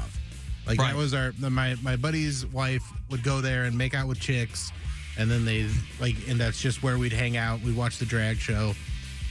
We'd take comics from out of town there. And there was none of that stuff there. It was all just industrial businesses and stuff like that. I remember Cleveland Vibrator. Yeah. Well, that was way down the street, but still. I remember I saw my first gay fight outside Bounce, and it was a bunch of gay fight. Yeah, a bunch of queens throwing rocks. Throwing rocks, not even hands. Not hitting anybody. There was a parking lot where everyone used to park across the street where those condos are now. Yeah. And they went up in there and they was talking to someone. Someone was screwing someone's boyfriend, and they started throwing rocks. And they got in the car and started throwing. I was like, ooh. Were they talking wreck? They were talking hella reckless. And the one guy, he was Puerto Rican, and he had his thong all the way up. and it was sticking out. And I was like, man, you don't want to mess with him. He had his hat backwards, thong way up high, and throwing rocks. Puerto Rico. And that's before gay dodgeball was a big thing, so they weren't really accurate yet. I was 18, making out with like a 30-year-old there. It was your sexual Cody, awakening. Listen to you, so nostalgic. I know, right? Listen to him. He's loving the sexual threesome memories. All right, we got to go. Guardians baseball is next. What do you got coming up, William? I am doing a comedy special at the Agora. That's December 22nd. Tickets are on sale now at agoracleveland.com, or you can go to billsquire.com and see my other shows coming up. And then check out the Bill Squire Show podcast on iHeartRadio, YouTube, or wherever you get your podcasts. Mary Lynn? Next Friday, October 6th, I will be headlining the Geauga Theater in Chardon, Ohio. And grab tickets at geaugatheater.com. Poundcake? Radio Cody B, Twitter, Instagram, TikTok, new sports break tomorrow. Award-winning Poundcake Sports Break. I have to get used to saying that. Yes, you do. Okay, I'm out there at Alan Cox Show on your socials. You want to watch the show or anything else, hit me up, email, whatever, at alancoxshow.com. The show is available for you in the iHeartRadio app or wherever. You can leave messages there, too, if you like. Talkback button. If you want to leave voicemails, after hours line, 216-986-8903. Bill Burr on the show very soon. Stavros Halkias is going to join us. Ed Begley Jr. Catch up with him. And whatever else. Thanks, guys, very much for hanging out. We'll talk to you again tomorrow on 2. Guardians baseball next. 1-2 against the Reds. And I will see you in hell. And now I must leave you as the Brady Bunch is on, and I find 4 of those children incredibly arousing. Get out of here. Be careful of what you say. Be careful in every way. Be careful of what you do. Big Brother is watching you. Be circumspect and discreet. Stay light on your mental feet. One slip and you know you're through. Big Brother is watching you. Conform with all directives. Remember, obedience pays. And when you watch that TV screen, remember it works both ways.